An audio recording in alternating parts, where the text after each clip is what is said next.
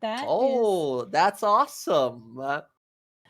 they send that to me. That was they did a couple of variations of that. That's the art that I paid for, but they didn't finish it yet. That's just like the sketch of it. That's super fucking cool. Yeah, if you wanna, well, do you wanna share? Yeah, I'd say. I'm gonna wait. Okay, okay. Wait for it to be finished. There's But some cool art coming, you guys. it was pricey, but I like that artist a lot. Hell She's really yes. good. Hell yes. It's been a few months since I commissioned any art. I got to do that as well. But yes, yes, yes. Let us pick it up, friends. Let us start, as always, with a brief recap. Go ahead and mark down your inspirations, as I'll do a little broader recap. It's been a little bit since we played here, so let's remind ourselves how things went.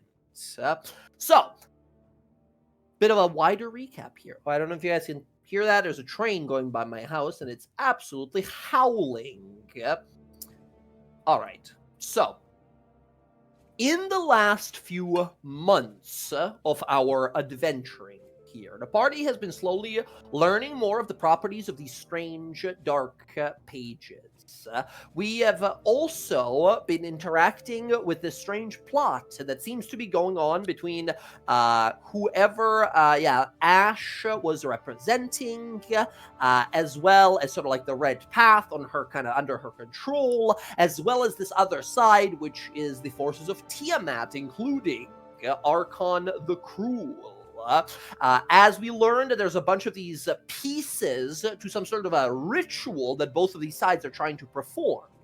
These pages, Isender Hiroshi, the light of Bella's people, the arcane battery of some sort that was supposed to power in this entire sort of ritual, and a arcane or like a divine crucible, this magical apparatus that is supposed to kind of grind down just about any artifact or magical energy and transform it or sort of translate it into something else.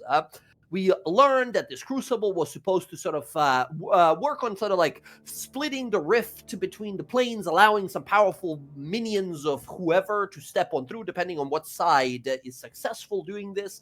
You guys got your hand on some of the pages. You got your hand on this arcane, powerful battery.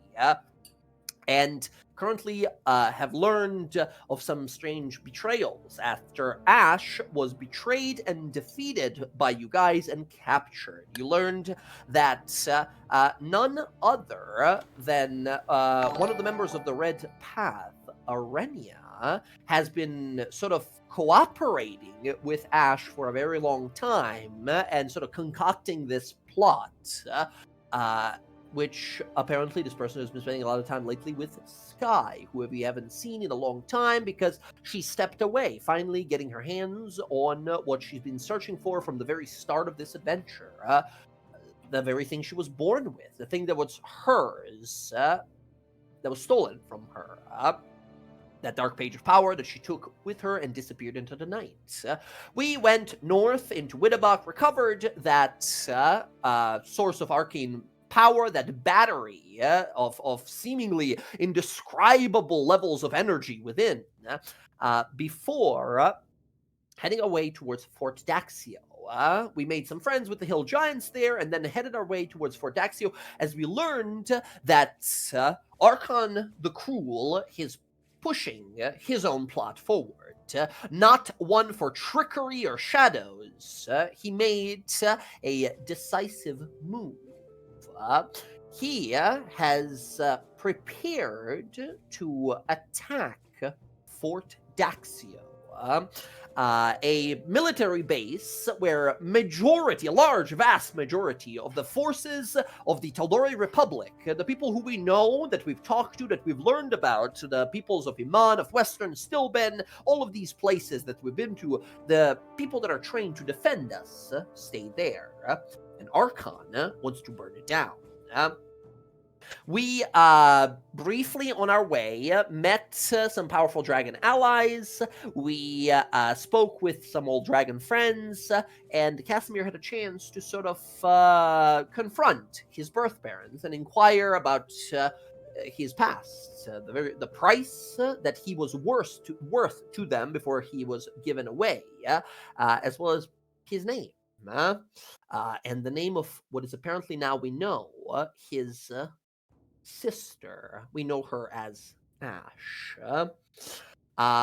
We then made our way towards this area where Archon is plotting his preparation of an attack towards the armies of Tal'dorei, and learned that there was a dragon skeleton there, a massive dragon skeleton belonging to a previous member of the Chroma Conclave, a dragon called Brimscythe the Iron Storm. Cruel, the sort of turtle death cleric servant of Archon's, was reanimating all kinds of undead there. While there, we encountered Jorik Lamench, the blood hunter we've been working with for some time. We met Jonas Vasilisa, the Dark Ranger, and the betrothed of our own Roxy, or Rosalie. As we prepare to sort of take down Archon, we made a plan, we made a perfect plan, and everything went horribly wrong. A deadly, devastating fight, and Archon killed off multiple of our allies, forcing us to flee and regroup. Not wanting to give up on our friends, even though they are forsaken to the bowels of hell within the territories of Tiamat, the Scaled Serpent, Queen of the Evil Dragons, we ventured our way into hell itself. We rode hell vehicles and motorcycles and went out across the broken, blasted wasteland of Avernus. We battled against hell creatures, we shot harpoons, and cars exploded and burned our way through Avernus before arriving at Archon's tower. We made a friend. We made this this strange, sort of like a hellish mercenary friend that we sort of paid to lead us there safely, and we managed to find our dead friends and just recently brought them back to Tal'dorei. Unfortunately, yes, Emily wasn't there back then, so we couldn't explore more of story about her father possibly being trapped there somewhere. But we did grab a stone from the tower there, so we can teleport there much easily again. We then decided to go reincarnate our friends, who came back as, yes, a centaur, a warforged, a plasmoid, and I believe Jorik came back as a Goliath. As now, we rush our way to Iman to start preparing for the Battle of Fort Daxio. On our way out of hell, we did pick up a coin from Renzig, who was that sort of hellish devil mercenary guy who led us safely through Avernus. He mentioned that, yes, you can always summon him if you wish. You can sacrifice 5,000 gold pieces, flip the coin as it burns away, and he will appear to help us in a fight. He seems to be an assassin sort of invisibility type. So, as we begin, we return first to Iman. As you'll appear, as you see the cobbled streets, the cobbled stones on the streets of Iman here, the usually filled with joy and energy city capital of the Tal'dorei Republic is strangely quiet. You see people walking in the streets and such, but most of them are gathered in droves as they inspect posters and newspaper stands where the word is already spreading. War comes to Iman. Fort Daxio soon under attack. Forces of the Dragon Queen come to ruin us all. Could this be the second calamity? What does this mean for the good peoples of Tal'dorei? Who will save us in this crucial time?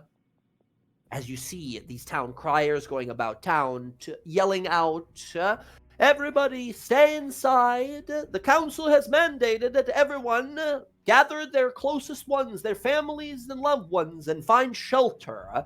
Move further south. Passageway will be enabled and organized for peoples looking for refuge in Singorn or Emerald Outpost.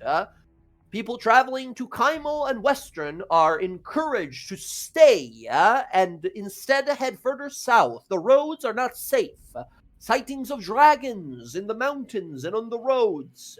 Possibly scouts, but still very dangerous. Stay safe. Stay with your families. As you see words sort of being sent out, as multiple wagons and carts are set up in a bunch of these streets and sort of like town squares and park areas, where you see a bunch of guards are handing out, a bunch of guards and like people who are like obviously like chefs or cooks and such are handing out food, like supplies of rations of food and such for people who are intending to like move away. As you see a lot of people panicking about what should we do? What should we stay? We should believe. We should believe in the arms of Iman and the defenders of Tal'dorei. They will surely protect us. As someone else chimes in, foolish boy, what if Fort Daxia falls? A tide of blades and scale will come down across the Seashell Mountains and drown us all in blood. Stay at your own foolish peril. Me and mine are leaving. We shall look for refuge. Maybe even rush to Stilben. First boat out. As people are sort of panicking and talking amongst themselves here. As you guys hear, you hear one person that steps out, says, do not give up. Do not break your sense of hope yet. The gods will not let us all perish. They have sent their greatest warriors.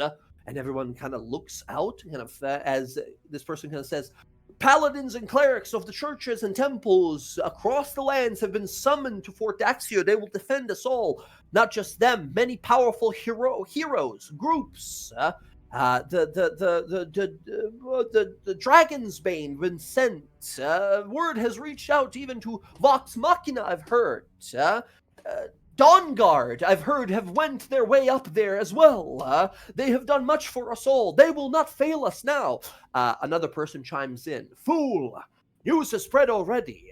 The DawnGuard have fell already. The rest of them will follow.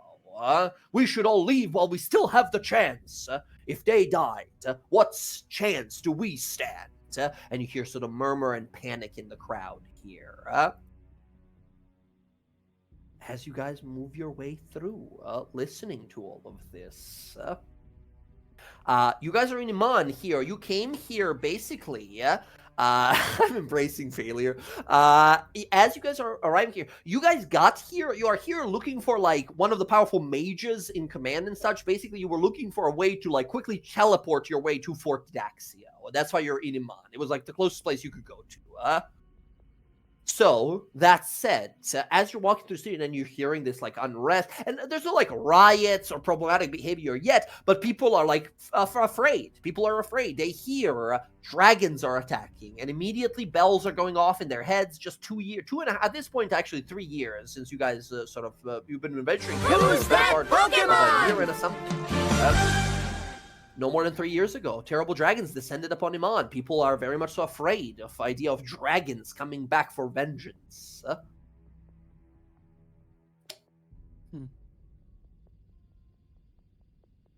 Damn. A few people die and they lose all hope.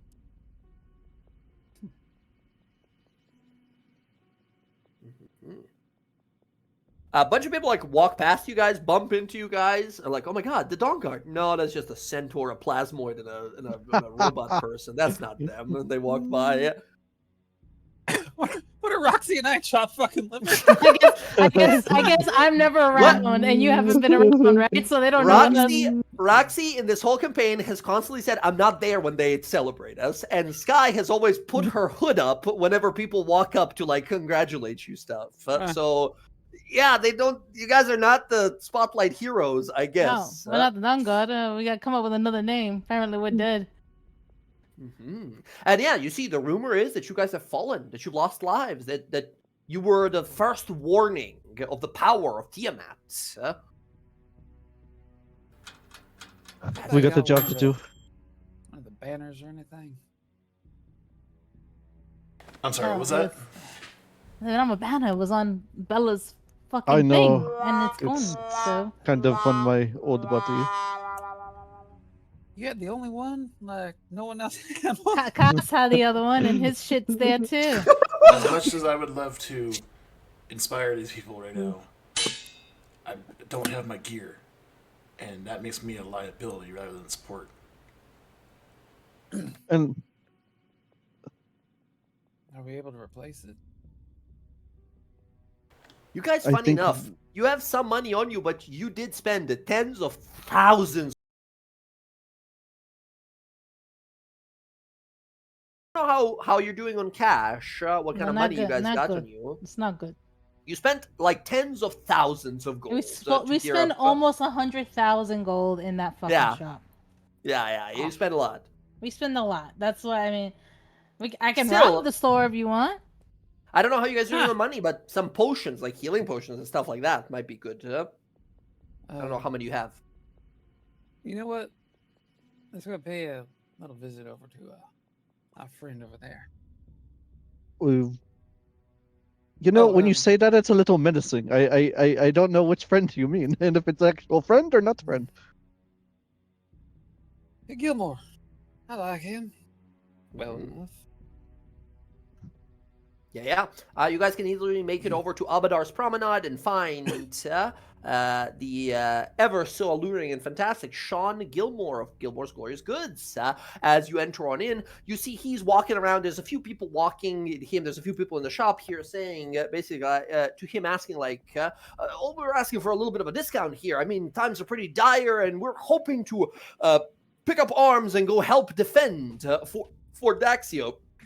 Gilmore kind of looks at him and says, friends, I see your fervor and passion burning in your heart, but this is not time for foolish heroics. I would be more than happy to outfit you with magical gear, and I sure stand to profit by doing so, but it would fall ill on my soul knowing that I possibly sent you into a danger beyond your capability. I'm not saying it don't help. I'm Fire saying off a round into the floorboard to get the attention. Just blast. People jump immediately, look back. You see Sean sort of holds out a fire spell in his hand and then rubs his temples, pauses.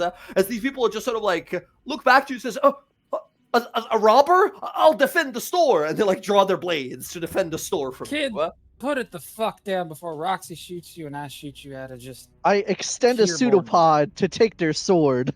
Blah, you just grab it out of their hands with your tentacle hand as they're like, freak out and fall on their asses.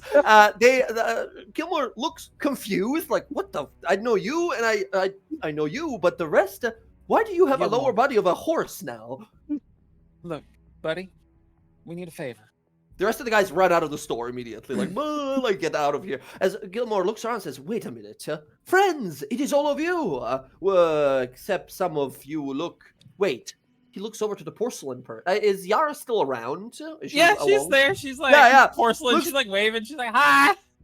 You look a lot different than last time. I can't say it's an improvement or not. You still look fantastic in a different way, and you... Wait, you're the one they went into hell. He points over to Bella and Casimir. You are the ones they went into hell itself. It worked, but something weird happened, didn't it? Yes, We didn't have as you time. can see. We had to be reincarnated, not resurrected. I see. I We're might be needed. able to provide some scrolls to solve that, but not anytime soon. You said you needed help? Yeah, We're they needed. We need- outfitted. Anything you can spare, we have to get to Daxio quick. Anything I They can need our spare. What do you need? I have some magical weapons, magical armors and such. I need one of you guys to give me a charisma roll. He's going to give you some gear no matter what, because Sean is here to help you. But I need one of you guys to give me a decently high. The higher the roll on persuasion here, the better sort of gear he's going to give you guys as a sort of like a loner. Nice.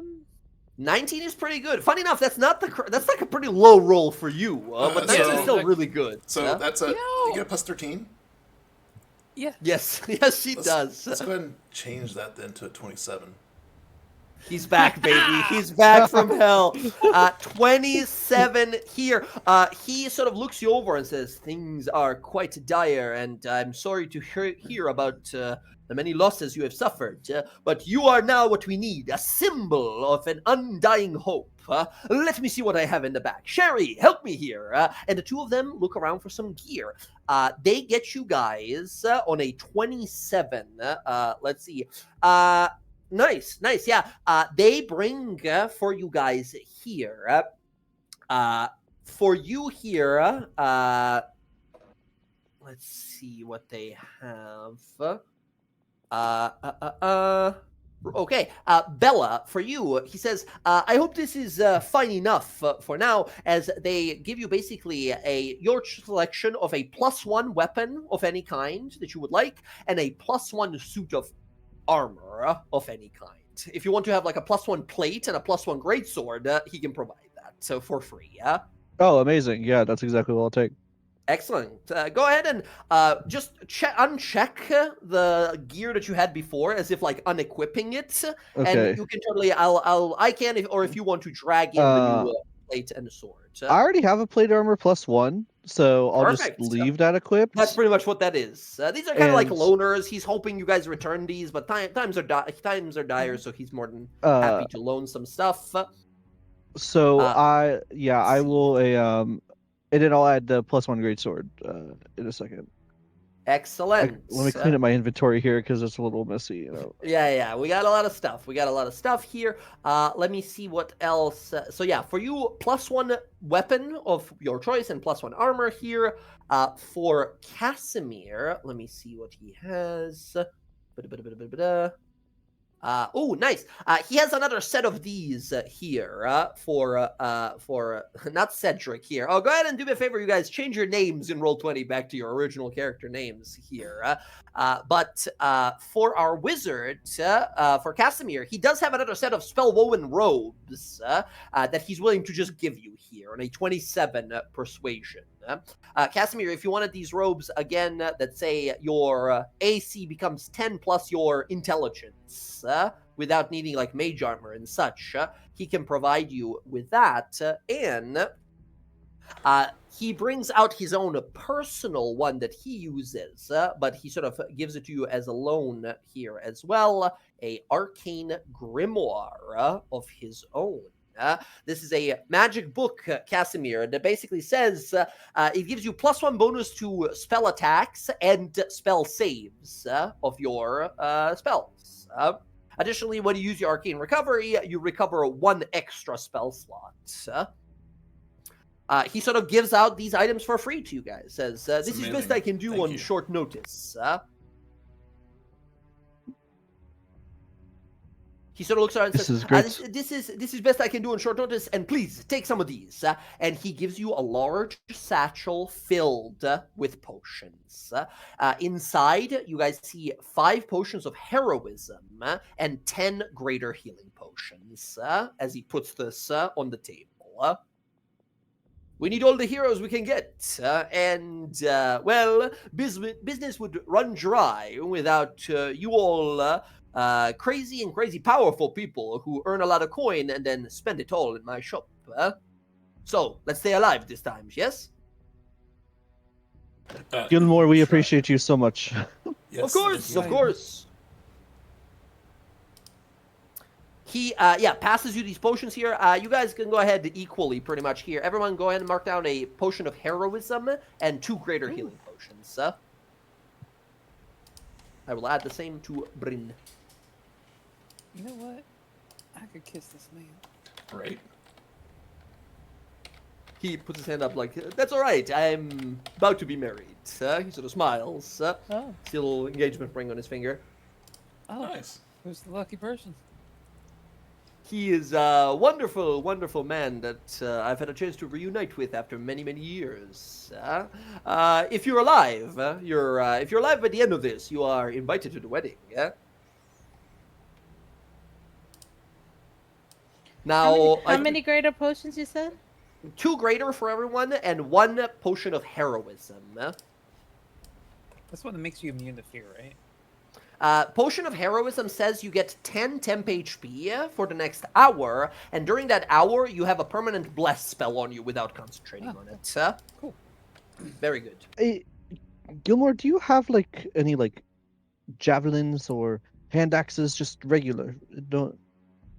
I don't have regular, but if you need, and he provides you with 2 +1 javelins. Oh, easy. Okay. Just All right. casual. Here's some +1 javelins. You know, bring them back if you can. If you can, this is a dire time here, and I made much more impressive stuff. I'm not sort of skimping out on you here. It's just that some of this gear is very expensive and such, and I hope this is good enough. A lot of people have been asking, a lot of army folk as well have been asking for many of these magical items for use as well. I've given out many to the Master of Law, to the Master of the Army as well. People are asking for a lot. This You is know- perfect. Thank you. You know, if we see anyone with like magical shit on them and they die, I'll throw them in my rug, and then we could just take all their shit later Okay, all you can right. sell it. Well, as a no, thank you. that's right. Oh, well, all right. Business, mine for business on you. I see. Very well. All right. Well, best of luck. Get out there and kill those dragons before they kill us. Yes. I'm sorry. I appreciate everything you have done here. We do. But is there perchance something you have that would locate our other gear that isn't so easily replaced? Have some items. I have. Hold on. Give me a second. He looks on through and brings out a spell scroll. As Locate he says. Yeah, he brings out a scroll of locate object. It is a 2nd level divination spell, and Casimir, he gives it to you. Says, this is a single time use, so this is a scroll. You use it concentrating for about 10 minutes, and if the object that you are thinking of is within 1,000 feet of you, you'll have a direct sort of idea of where to go to get to it. So you have 10 minutes to sort of move around quickly or fly if that's possible for you, and locate what you need. Much appreciated. I used to know this spell, but I no longer have my book. Right. All right, well, best of luck out there. As you guys see more adventurers pouring in behind you, you guys see, and this is totally that moment where you guys like walking out, you see another group of adventurers in mismatched, strange kinds of gear with a different symbol on them for their own group. As you see another group that I've DM'd for walk past you guys, right? As they go to like buy their own magic items and stuff like that. No Droxy, like those assholes. They have what look to be a brooding rogue type, a shining paladin type. They have a little dwarf guy with like a big lightning mark on his forehead. There's a little kobold guy with a bunch of vials on him. They're just some weird people. As you sort of walk on by. As you guys sort of step on out and put on this new gear and everything. It's so weird here because Bella, you're trying to put on a suit of armor and you keep floating through it, like you keep falling out of it. It keeps slipping and just pouring out of it at times. It takes some time to learn how to sort of control your slime body. Yeah. Bella, you're leaking. I know. I'm kind of like everywhere. It's so weird. There's a pretty snail cool, to be trail honest. behind you guys. Yeah.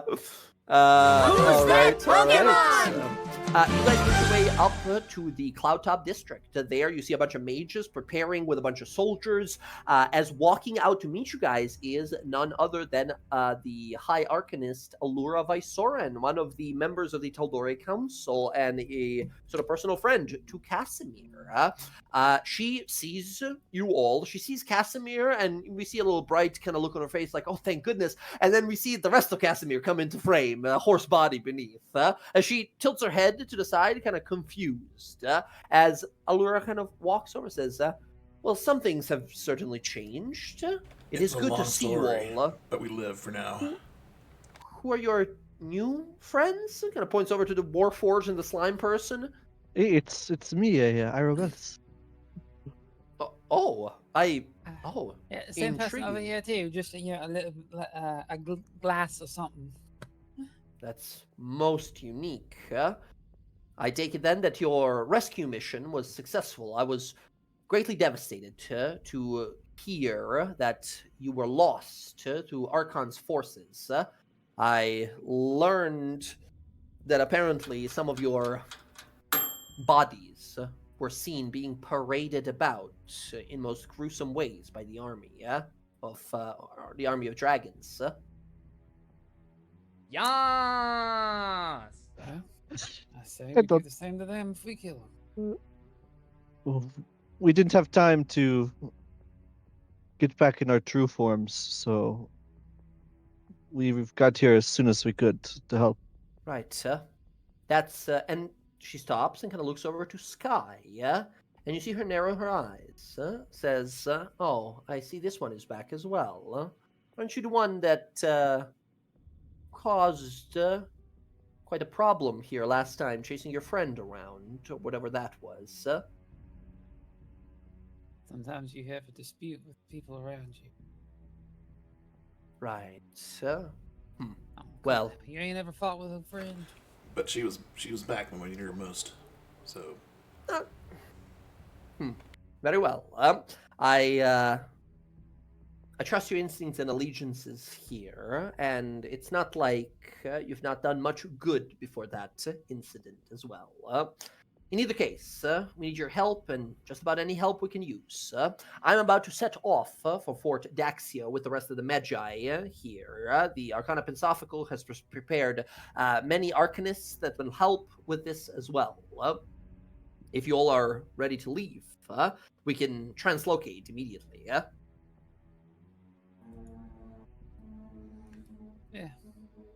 I'm ready. Very well.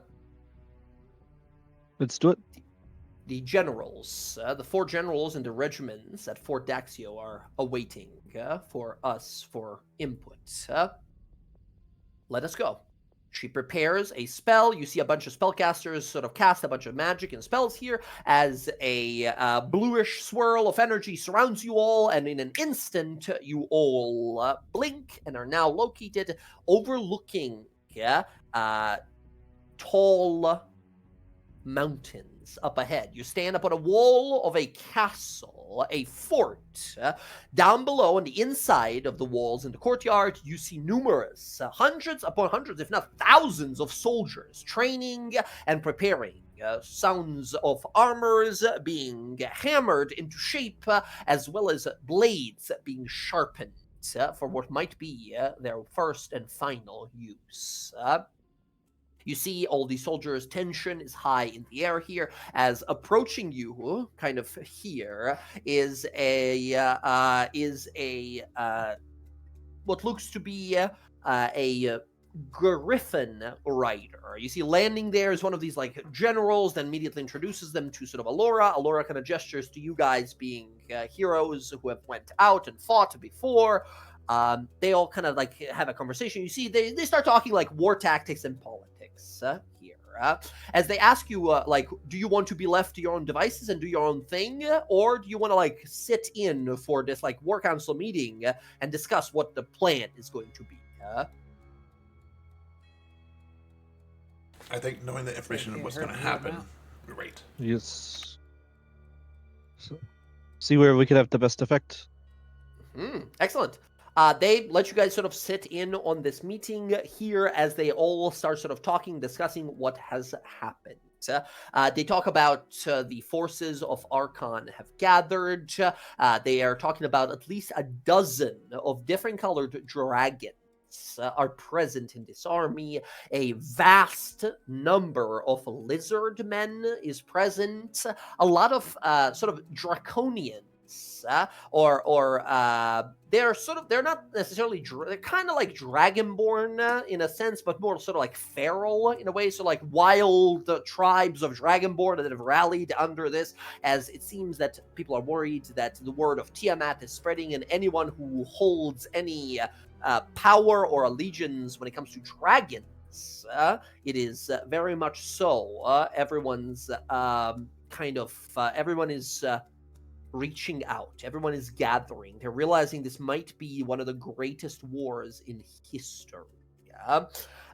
You see one of the generals kind of steps forth. This is General Fei Eugen, his name, of the Dusk Regiment, who are sort of like the scouts and the spies and the informants and stuff like that. You see he's sort of like laying back in his chair, kind of says, well, the way I see it, we don't have many options here. Me and the lads were able to sort of scour the excavation site. They've been mostly gathering most of the bulk of their forces. We've seen manticores, some chimeras even, and the main problem really is their weapon. Yeah, they a lot of them, and I mean a lot of the many few. At this point, maybe in dozens of thousands of their soldiers have, well, flaming weapons, like those, what do you call them? And he sort of snaps his fingers trying to remember. See Allura say flame tongue weapons. And he's like, yep, those are the ones. We've seen a lot of different fiery enchantments on their weapons. And, I mean, there's only so much fire protection we can provide here, right? See another general, General K. Clearsight of the Tide Regiment, who are like magic users and ship combat people, say, we have many magi at our disposal. Powerful wind spells and water spells can be produced to protect us, but it won't be as effective on melee weaponry of the enemies. You see the General Ellie Gorgaphon, who is the leader of the Aegis Regiment, who are the main bulk of the army, the like foot soldiers, say, we number in just about 25,000 able-bodied warriors here. Are you telling me these dragon cultists, there's more of them? You see the general of the Dusk Regiment, Faye, say, yep, best me and the lads could say, they're probably in 30s, maybe even 40,000. And there's this quiet over the room as everyone kind of looks at each other with a grim look of, this is not looking good so far. You see, standing up, the person that was sort of riding on a griffin before, this is General Gillian Sylph of the Gale Regiment, who are sort of like sky combat and mounted combat people. You see this human, older sort of woman say, I suppose the first thing to do then is to weaken our enemy. How is this possible that they have these enchanted flaming weapons? Would it not take a army of enchanters to prepare such powerful magic? You see Allura chime in, say, perhaps, or maybe just one very powerful one. I'm not certain where they're getting all of this. Sort of as they're thinking here, I think Casimir certainly first, followed probably by the rest of you guys. Think to yourself, they have something that is making magic items very, very quickly. How or why? And then Casimir, very quickly coming to a realization, we haven't seen the full effects of that crucible that we know is now back in the possession of Archon. Could that be something? It's rumored to be able to transfer energy into different kinds of energies, or artifacts or magic items even into energy. Could it possibly do it the other way around? As you see them begin to talk about, like, all right, well, we got to send some of the scouts this way, and we got to make fortifications here, and some of the towers need to be, the wall needs to be extended here and reinforced over here, and they're just sort of like talking about what the plan is. But best you can tell, the moment they sort of hear that there's like they're outnumbered, the plan stops sort of being like, we gotta push and attack. The plan more so starts being like, we gotta absorb their blows and weaken them, let them break on our walls, and then fight back instead. We got hunker down. Sorry, is it a far cry to think that they're gonna have the demons help them, the cultists of Tiamat? I mean, possible, right? Who knows what they can summon into their service.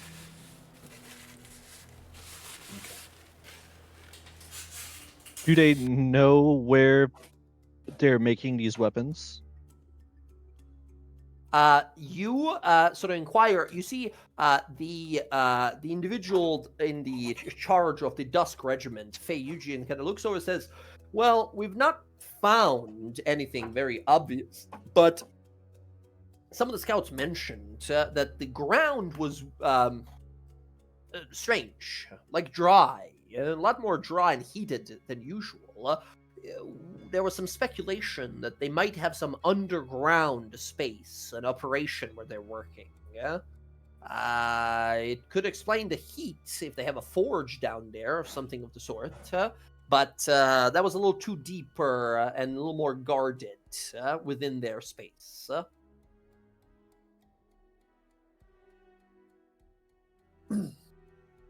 Well, doesn't change the fact that they already have them.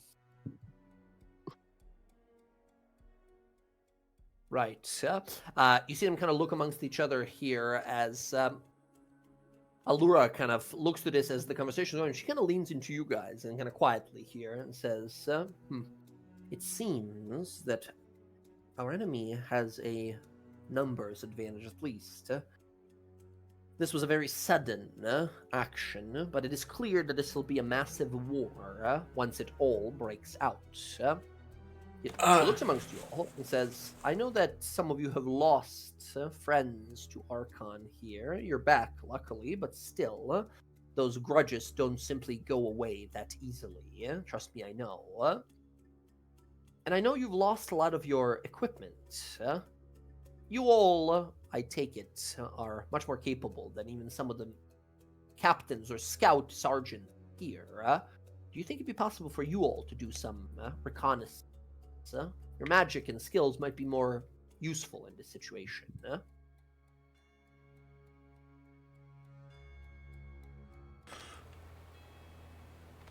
I mean, he's not going to be alone. It's going to be really hard to get to them. As best you can, I suppose. Don't feel the need to. Don't try not to put yourself in danger. But any additional information, I've learned over years that a small group of unpredictable adventurers can sometimes trump even the greatest of plots. And unpredictable we are.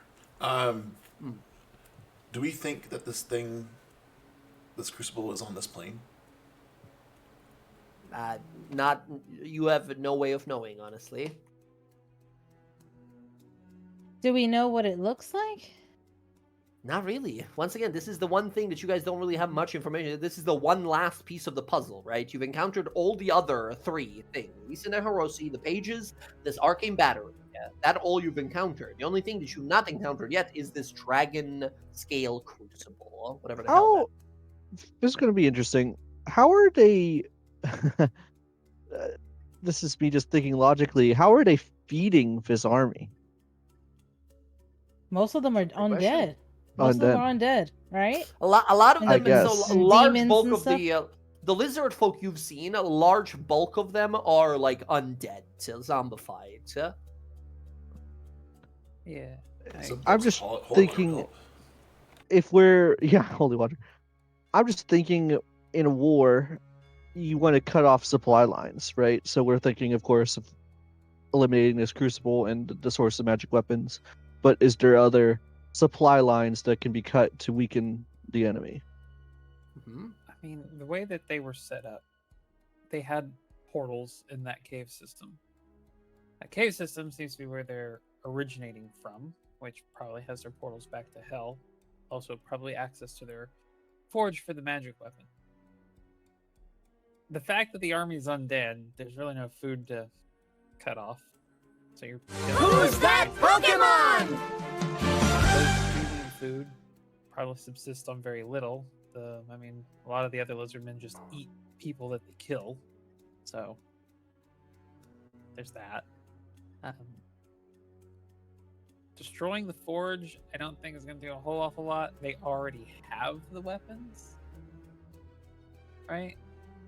The only thing would be to get your hands on the crucible, and maybe you could suck the enchanted magic out of the flame tongue weapons. Reverse it. I don't know magic enough to know if that's possible. And we don't know if they've summoned that undead dragon they were trying to summon, right? The one they were trying to raise. They We were don't they were know. working on it last time. Once again, it's been a little bit since we played. You guys got there. There was an excavation site, giant dragon skeleton, right? They were casting a bunch of magic. You guys looked over. Cruel went, "Whew, I'm tapped out. I got to go back to hell to hit another fucking inhalation of super magic, so I can come back and finish the work." And that's when you guys went, "All right, let's ambush Archon while his friends are away, getting like repowered." And that's when everything went wrong. We went to hell, that type of stuff. But Yara Yeah, also but- desecrated the site, yeah. right? Yeah, she did something She to the bones. blessed it. She That's it. Yeah, she Um, blessed it, so it would yeah. be like impossible to resurrect it in some time. But that's not like permanent thing, right? If some evil cleric finds that, they're like, "Oh shit, let me dispel that. Let me remove that." It would probably take a lot of work and effort, but it's not impossible to remove. They have to find the one bone that it's enchanted on. My God, the one tiny bone that's the fucking blessed. But yeah. It's presumably supposed to sort of keep them busy, but probably not forever. Casimir is trying to think analytically. That crucible, who would be using it, and who would be around them using it? He has an idea, but he's not entirely sure. Or I'm not entirely sure. Casimir might be better at it than I am. I assume They don't have any kind of clerics to do legend, like to find out what it looks like, so we can kind of have an idea of what You it looks like. you have a Laura right there, right? She can totally like if you ask Legend her, lore. she can get someone. She can Because we totally, don't like- know what it looks like. So I mean, we could be standing next to something that is the crucible and not even know what it is. right. Yeah, and that's what I'm getting at. Is one of the spells I haven't memorized is scry. You got Sinden? Mhm. I have scry, but my thought was to scry in on the Minotaur guy because I'd be more successful there if he's nearby the crucible. If I think he would be.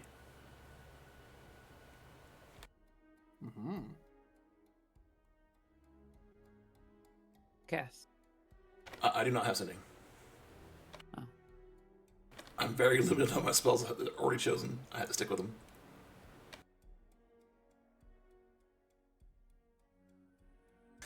But I could try to look at that Minotaur friend of Archon's and see if he's nearby that thing or near Cruel.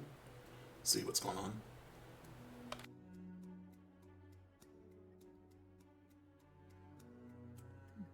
Worth a shot. Bella, Roxy, any ideas? I mean, I have a feeling the crucible is in hell because they kept going there to get powered up. They definitely wouldn't put it here. It has to be somewhere accessible that they can build what they gotta build and keep it safe. Well, they did say they thought they had a forge here. There's It could have a two- portal that goes to hell. You know what I mean? In there. There's two things here that we can look at. Is if I look for the Minotaur, our Minotaur friend there, either he's nearby the Crucible and we learn that, or I can see what he's up to and give positions from there.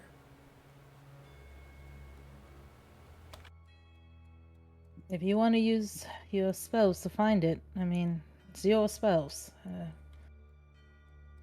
I'm fine with either. I mean, we have to get there anyway. I just would like to know what it looks like so we can have an idea.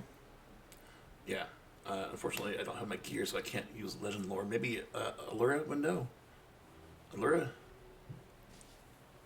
You asked her for legend lore. Does she know what the Crucible looks like?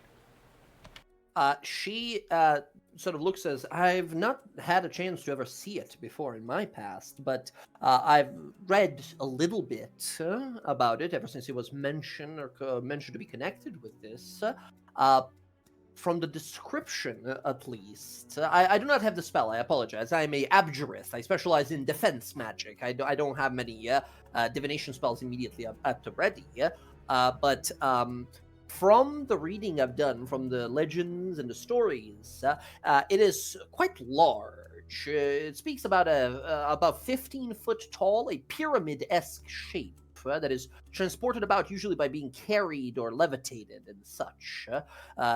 Quite similar to a fountain, from what they said. It has one large opening at the top, and all strange manner of crystals and runes with draconic symbols across it. That's at least the written mention of it. Would Casimir have read of anything in his past going through those tomes for Zekdoran that describes something like that? Thinking on through it, give me a history or religion roll here. Similarly, would the Red Path have discussed anything? I was like gonna say, I was like, how the fuck did your family carry a whole damn fountain? Just carry it out. Go ahead and give me a history roll as well, Sky. Yeah, Casimir on a 12. You're not sure that you've ever read about it. You don't remember at least. Same thing for you, I'm Sky. gonna- Not that they've mentioned. I got stuff here. Hold on. Oh shit! Sorry. I will do spender sorcery point and reroll that. See how this goes. That's right. Spend a You know what? sorcery I'll point. use Ooh, that. yeah, I'll ooh, use yeah. that. I'll use that other thing that I got. Hey! Oh You my gotta love the god, what duality. a fucking roller coaster. Incredible. Yeah, on a 12, Casimir, you've not heard of it before. Sky here. Thinking on it, no, that's not it. Never mentioned that. That wasn't ever a part of anything. And then I think on a natural 20 years and years ago, I think we cut back to a little flashback of younger sort of Sky, few, I don't know, days perhaps before she forever lost her sort of power. We see a younger, more like in a better mood, I definitely imagine. We see a smile on her Happy. face.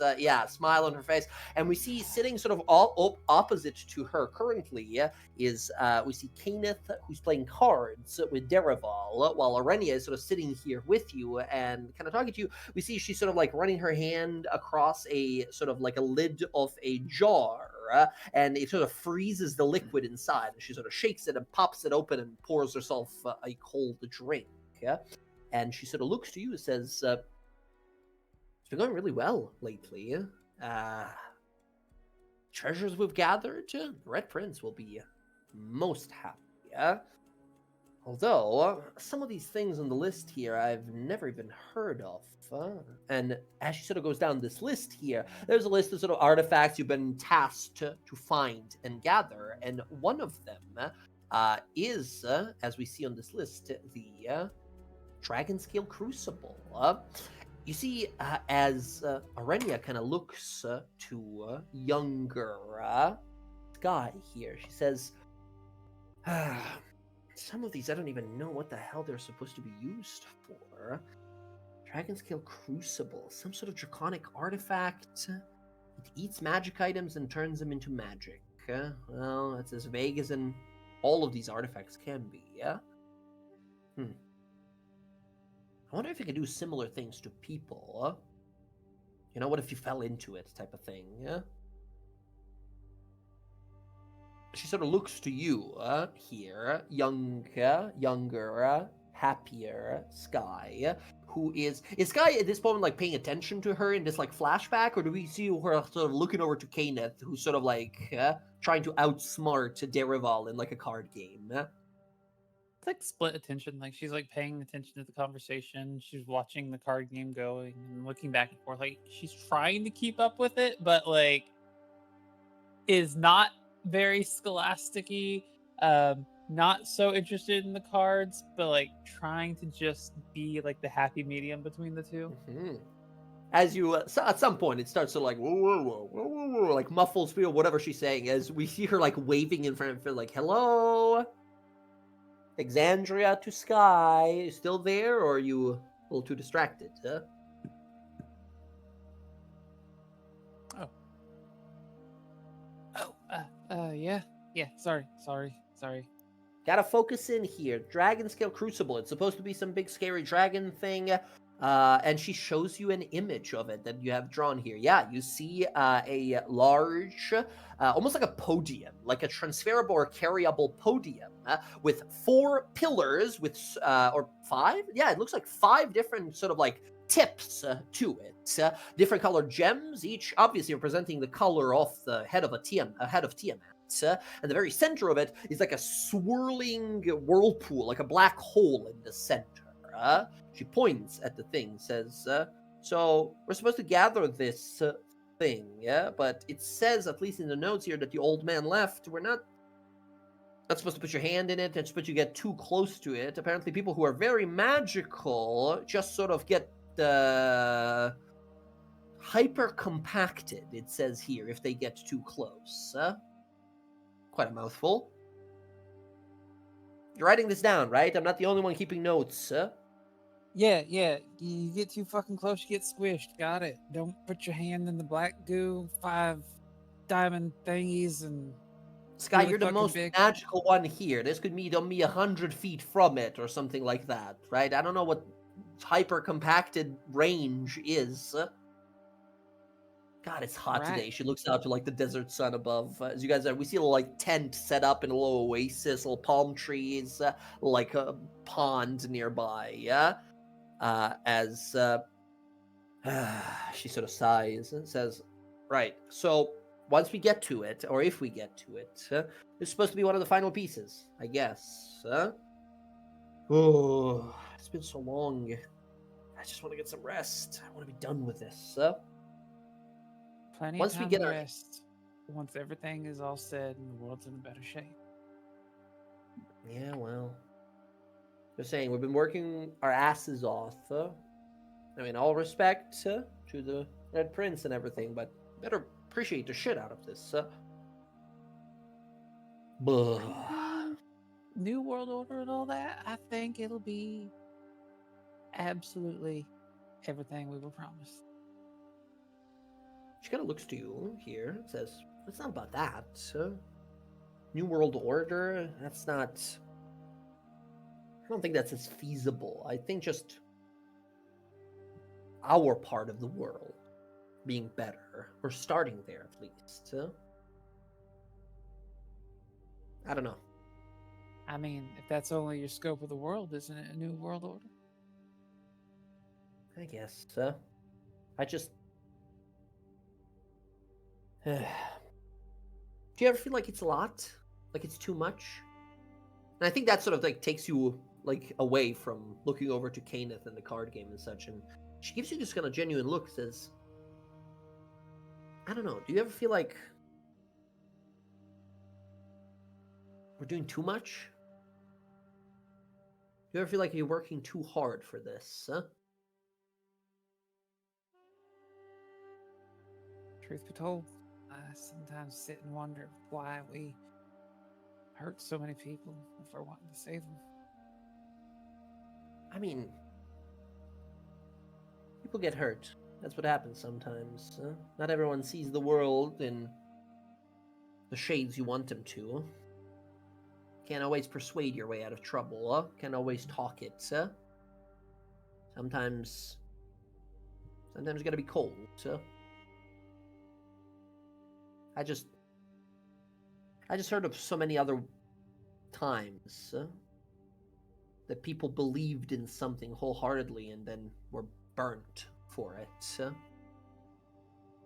I just don't want that to be us, you know? Well, in those stories, people weren't ever a family working towards it. They were always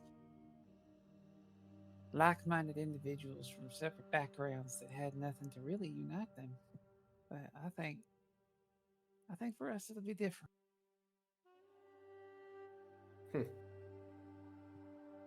I hate your optimism. She so smiles. And I think I hate your here... acid drinks. They hurt my teeth. What the hell? She sort of stares back. As you sort of as you kind of look away here. Give me. This is like gonna be nearly impossible. Who's that Pokemon? Sort of like a super retroactive perception roll here. Super retroactive perception. Super retroactive perception roll. 14. 14. Okay. Terrible. You look on back to the game and Kenneth here, and like it seems silly to think about it now, all these years later, but you swore for a moment as we sort of come back to Fort Daxio and such. you swore for a moment that it almost felt like, I don't know, she gave the same look over to him as you did in that moment. So, you're probably just imagining it. As you come on back, realize like, okay, this thing does not primarily eat magic items. It can, but I'm pretty sure it's like a Tiamat artifact that's supposed to eat magic people and turn them into magic energy. It eats people. See Alora kind of look to you. What do you mean it eats people? The artifact, it has a range around it. It pulls magically inclined individuals of a particular nature into it. It has a sort of like range that like they're crushed and dispersed into magic. Oh, great. You see Alora sort of like immediately writing this down, adding it to the notes to be kind of like spread out later. It was one of the artifacts we were looking for when we were younger, and what I remember about it, it was sort of big, 5 points on it, matching each of the colors of the dragons, and there's a sort of like swirling maw at the top of it. There's a unknown range of consumption that was never substantiated by the old man about how far you had to be before it sucked you in and then just sort of crushed you into magic. It devours magic from mages. Is that what you're saying? That's incredibly dangerous. It means one could possibly sacrifice an archmage, and who knows what level of power they could produce. This changes a lot. We have to be very careful about our magi and arcane support characters that we have here. Yourselves as well, if you're taken by them. I suppose, in a sense, you might be lucky to have been killed by them in that fight against Archon. I suppose if you weren't as much of a challenge for him as you must have proven to be, he probably would have tried to knock you unconscious and take you as prisoners.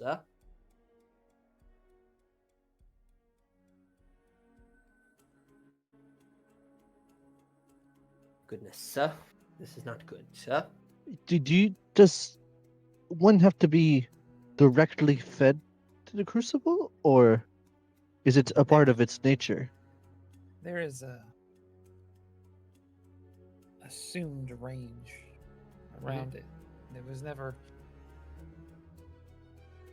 We never got the chance to really figure out how far from it that is. It could be 10 feet. It could be 100 feet. Non-magical people like, well, shit, I can't even say Roxy. You, Bella, I don't have no magic. I don't have no magic. Don't you have ranger magic? I guess. I don't know if you count that as magic. I mean, is it? That's magic. I mean, you know who could totally get pushed into that shit? Your sister. He's probably fattening her up to throw her in the fucking crucible, and she don't even know it. You're probably one of the only ones that knows how to work it, honestly. But Bella might be able to get to it. No. And interact with it. She's not magical. It shouldn't it's not part of her, right? Like she's got, boons and whatever, but like I don't think I have really any magic, besides, like you said, what I've been touched and given by the light and Artusa. Yeah, it wouldn't be like me walking to it. When we were talking about it, there was worry that it would just snatch me. They wanted me to stay away from it.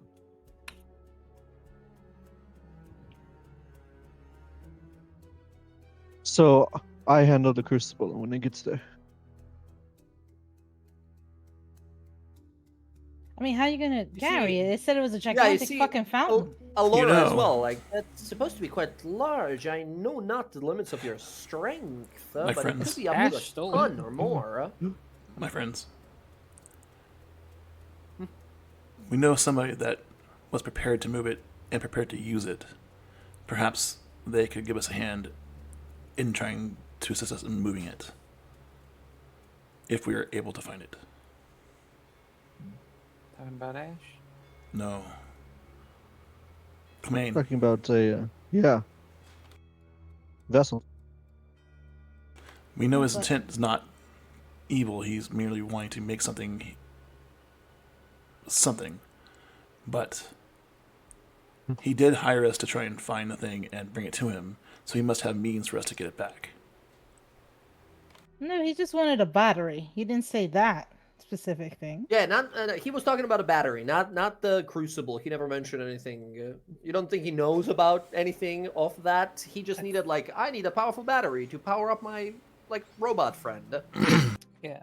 Ash stole the crucible. Yeah, Ash stole the crucible, and then Red Path caught all the heat for it. That's when fucking Archon came through and chopped off one of their arms and shit. Oh, in that case, he would have brought up Ash then, at that point. Gotcha. You see Allura at that immediately kind of scowls a little bit and says, the terrorist, the person that was attacking Singorn not too long ago, is that the person you're talking about? Yes. She has the knowledge of at least how to steal the thing. Perhaps she would let us know how to do it. Couldn't we ask like one of your dead siblings? Wouldn't they also know how to do it? They didn't steal it. Red Path never got their hands on it. Mm-hmm. I thought they did. That's why they were chasing them. Because they said they were following the magic, the teleportation magic that they used to get it. They were using the Fuck, that's probably how they did it. Mm-hmm. Yeah, as you maybe- sort of realize, like shit. So Kenneth and Arenia probably didn't know about it. Ash, well, Arenia definitely know about it, but Ash was probably working with Derival, who's still a question mark, by the way. We haven't seen this guy. Yeah, he's just the teleporter, right? He's the guy who gets stuff around. Yeah? Mhm. As you realize, like shit, where the hell is he in this whole thing? Yeah.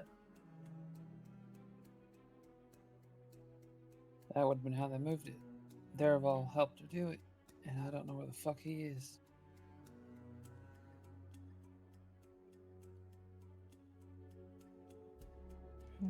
There's no way to kind of find him, you don't think?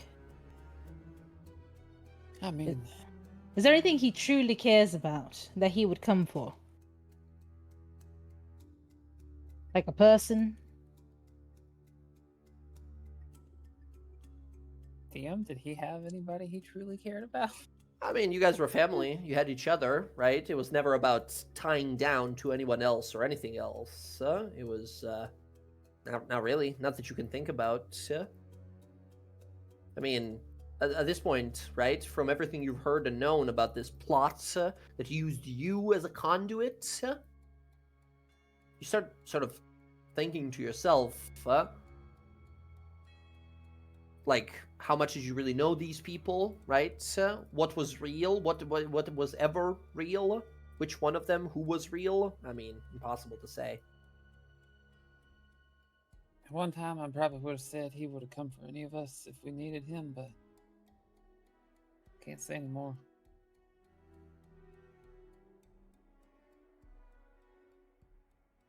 I know he was helping Ash, but even that, it's questionable how loyal he is to her.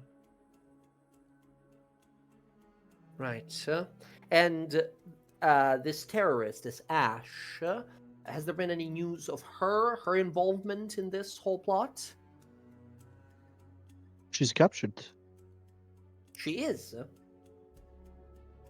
That is brand new news. I don't believe you've informed me of that yet. That is good, I suppose. Another person to not worry about in the moment. We turned her over to a Singorn. Oh, I see. Well, I doubt then that we'll be able to get access to them anymore. Elves are, well, Singorn is not very forgiving when it comes to trespassing, as well as offenses to their culture and way of life. Oh, we know. Very well. All right, then. I suppose that leaves us still at a similar conundrum. I think the mission is definitely to find this crucible, as it might be the source of their enchantments, of their weaponry, empowering their forces. You see, as much as I believe in skill of individual soldiers and adventurers like yourselves, heroes, really, at some point, 20 guys with a magical flaming enchanted stick are going to be enough to wear you down and eventually defeat you. Without the magic sticks, maybe not so much. She looks to you all, says, if you're interested in helping further, I have a task for you. Use whatever skills you have to maneuver your way back into the enemy lines. Do it safely if you can. But if you can find a location of this crucible, that would be ideal. It would give us something to target, or sabotage at least. In the meanwhile, I'd suggest keeping an eye out for your equipment. Forlorn sigh from Casimir. I'll keep an eye out for it. All right. Perhaps Well, give me a few minutes to go do what I need to do with this scrying spell. Very well. she's gonna look at Cass and go, "Giddy up!" It's still because you're a horse. Oh Get my it? god. Thanks, Rox. All right. And Casimir will go find a quiet space and cast Scry. Okay. Who are you scrying on? Our Minotaur friend. We'll have a long Okay. face cast. No. Let's see here. We got a saving throw. We're gonna do for Torragar Steel Fist, the sort of right-hand man off Archon the Cruel. She's gonna try not to laugh and say, "You shouldn't look a gift horse in the mouth." He's already gone. He's galloping away. He made All a right. horse's ass of himself. Let's see here. Torgar. He has to make a wisdom save throw. What is your DC here? Should be an 18 with Arcane Grimoire. That's right. Here is the wisdom save. That is 18. 18 exactly. Unfortunately, with a -1, that's an 18. Wow. You have a hard time trying to locate him. You try to pierce through the veil, but he resists your magic. Unfortunate. All right. I just like to think that this barbarian's mantra that he's chanting is "Fool me once, shame on you. Fool me twice, shame on me." Excellent. As you guys prepare here, what should we do next? I don't know about you guys, but I'm ready to fuck some shit up. I'm pretty pissed. Oh, I It's like- mean, we gotta Poke get Bella, there. Like, I know. Does that hurt? Does it What? hurt? Like things like your finger going in your arm? Bloop, bloop. It's just like I look in the arm and it's just like in the middle of, just like feels this guy's like wiggling her finger, like Like you can see through your body as the I fingers know, like yeah. rolling around inside you. I just shoot a little pseudopod at her. Who's that Pokemon? As It's a little you weird. see some soldiers looking at you, genuinely concerned they're going to lose their lives in an upcoming war. As you see you sort of like poking holes in your slime friend, as they're just sort of staring off from the side. You see some of the people here that have arrived. As you see, there's a horn that blows as people start getting like oh god, it's happening, it's starting. And then you see marching across from the south, arriving at the fort here, all manner of reinforcements, soldiers and warriors, adventurers from across the lands here. You see groups of people, like religious groups, the symbols of the temples of Bahamut. Many of them have arrived here. You see Cedric amongst them here, riding upon his steed as well. You see arriving here, and you guys recognize some of them. You see a bunch of like halflings and gnolls, as you guys recognize a lot of them from Turst Fields, where you guys saved all those people. You see some of the gnoll like leaders that you recognize that sort of step forth here, and as they kind of look amongst the crowd here, they kind of look to you guys here, and of course don't recognize you because you look like entirely different people, right? I think they sort of look on through. I guess they're looking at Casimir because Casimir looks like himself, just on top of a horse's body. Yeah? Oh Right? yeah, with his casting of scry, he's gonna change the new spellwoman robes to his old image. Yeah. You see Elder Ogurul of the Dustpaw Knolls of the Turst Fields there. Amongst them as well, you see all manner of like some of the like lizard men that you guys have met on your travels as well. You see arriving is a group of hill giants. Sent by your hill giant prince friend, or king, I suppose at this point, friend, as all manner of people from Western, as well as you see a lot of like reinforcements, a lot of them spurred to action after the news of your guys' death. You see sort of approaching you here, Roxy. You see Jonas kind of approach you, kind of standing on the edge of the wall there, kind of on one of the barricades and kind of looking out into the distance. He looks over to you as you kind of approach. He says, it's getting close now. Soon. They'll attack very soon. Look, don't do anything stupid, all right? He still has it. The amulet. All right, and what good is it? What good is that if you're dead? I'm not gonna do anything. Not yet, at least. If you do anything stupid and you go to hell, I will go to hell and kick your ass. And then you're gonna look like that. And it's just gonna point to Casimir. Is that what you want? You want to be like a half person or like a frog person or God knows whatever the fucking druids are gonna turn you into?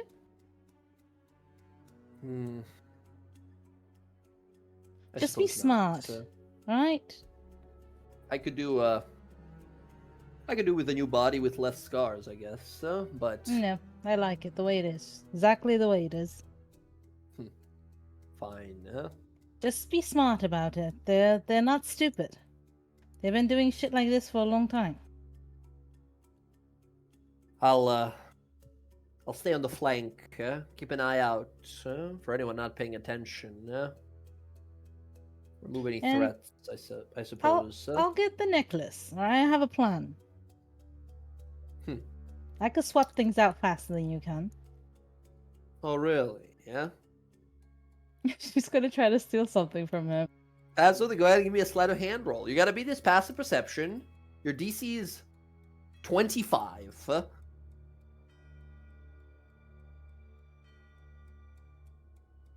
Oh my god. Oh my god. With his expertise and perception, you managed to steal an item from him. What is it? It's like whatever your choice is, like a weapon or a little trinket or some food or something from his pouch, like whatever you want to here. It would be the necklace that I gave him. Incredible. He says, "Oh, really? I can tell. You've improved. You've gone through a lot. I can't even imagine how much more powerful you've gotten. But I still like to think I can compete with you when it comes to speed." Oh, 1000%. But I mean, when it comes to stealing shit, I mean, I could totally get it off. So, we kill stuff, and I promise I'll help. But just don't run into anything and die, okay? You got it. After all, I want nothing more than a moment of peace, where we can properly, find a time and space for us. I feel like so much has happened, so much chaos that I rarely get a chance to truly appreciate being with you. I know. But there's a lot of things going on. We'll get time. Sure. He sort of gives you a look, says, I'm sorry. I know things are pure chaos right now, but I was gone for a long time. I'm no mage, I couldn't have reached out as easily, but that's no excuse. I wish I wasn't as foolishly chasing after this amulet. Ayun's demand or not, you're more valuable to me than any treasure or amulet or any memory from before. She'll give him a kiss and say, I know that you're chasing something, and I'm chasing something too, which I haven't had a chance to deal with, but you know what? After all this shit is done, let's just say fuck it. Fuck the things and just let's go and hang out with your sister and get her the fuck out of Singon and go do stuff. Like, let's not keep chasing shit anymore. Sorry, get her the fuck out of... Why out of Singon? Singon! Oh, because, they're gonna find out if she doesn't become the voice of memory, some really bad things. And then they're going to be chasing us.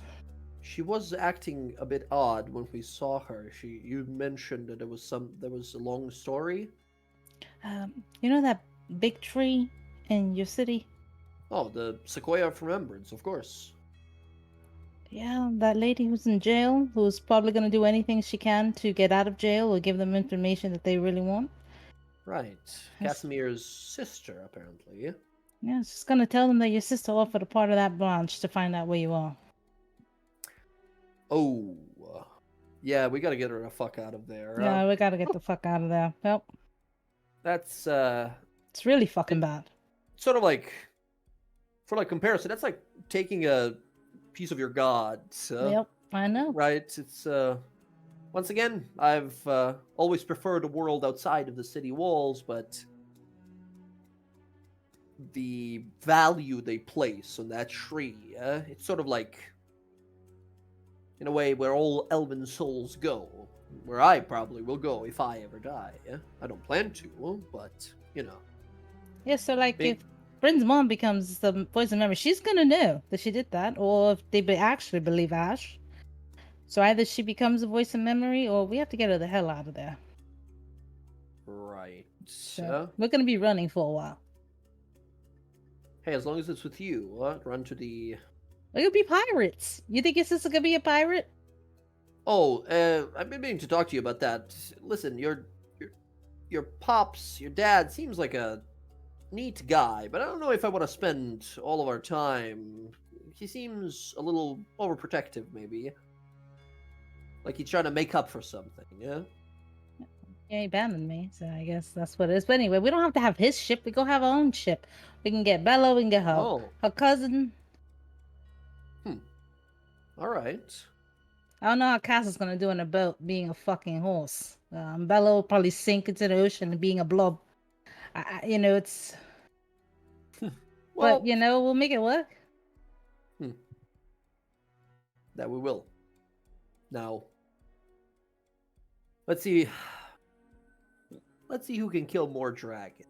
So, he sort of smiles and reaches for his necklace and feels like there's nothing there. He like taps, feels, says, "Oh hey. shit!" Here. He like looks down his chest and she'll hand it to him. There you go.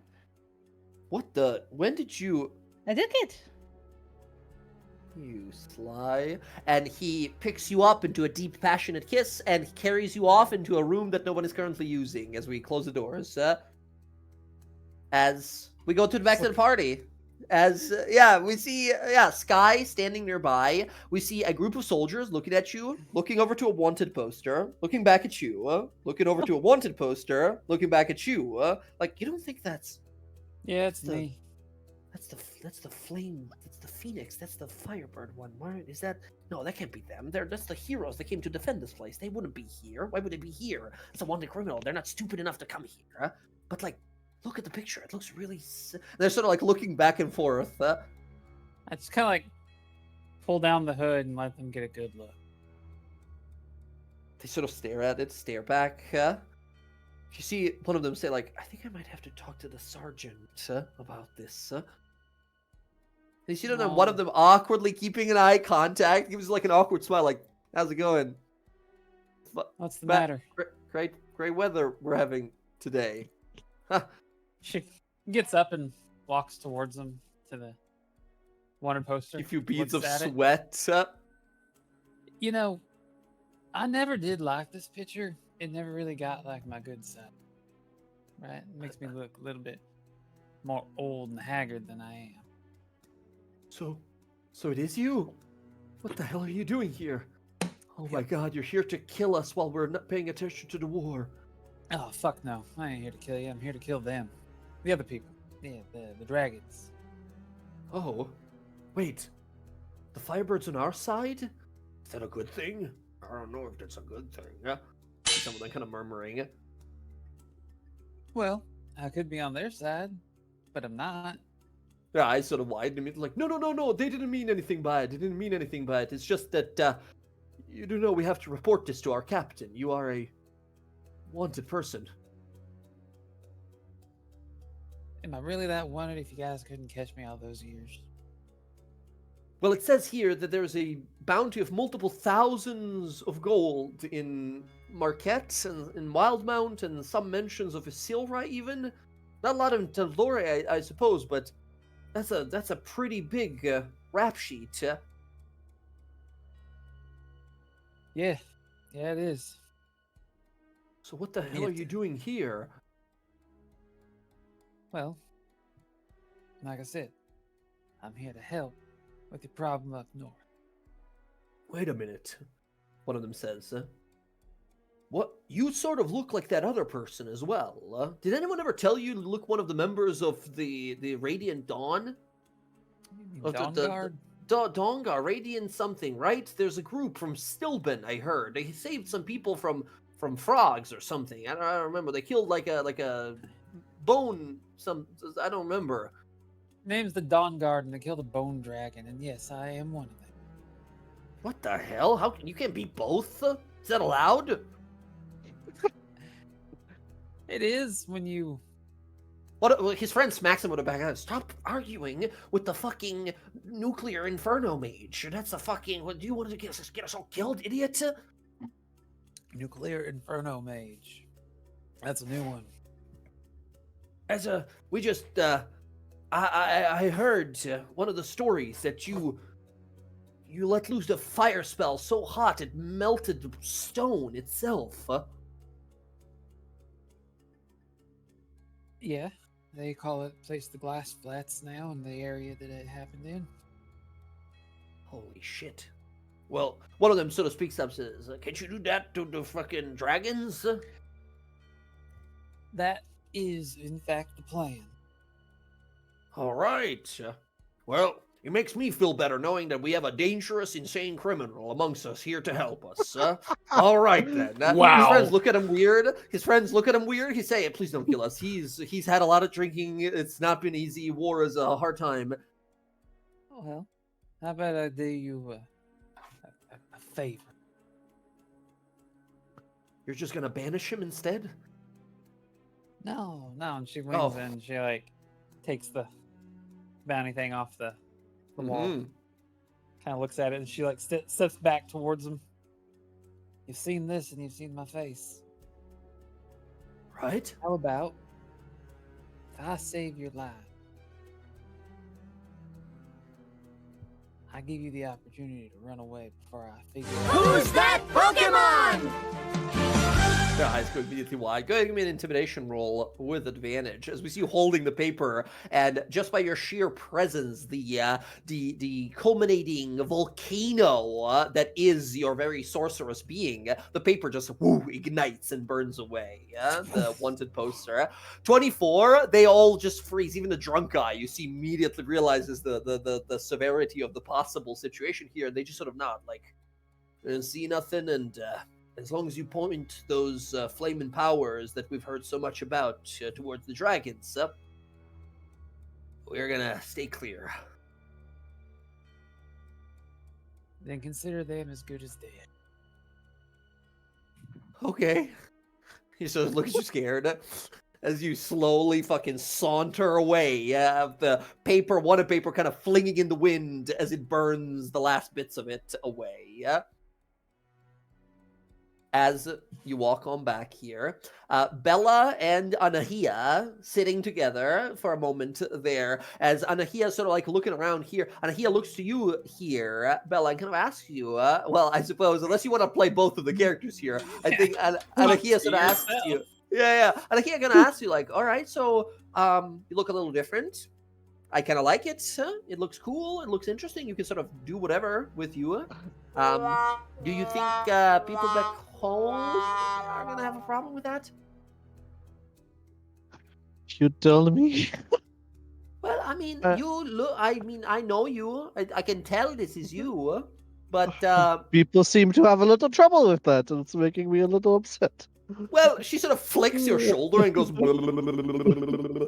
She says, well, "It's a little weird, you know. It's Anyway, I'm so glad to see you. When I heard that you died, I was well, I was more so mad at that friend of yours with the guns, right? Because they pushed me off the boat that one time.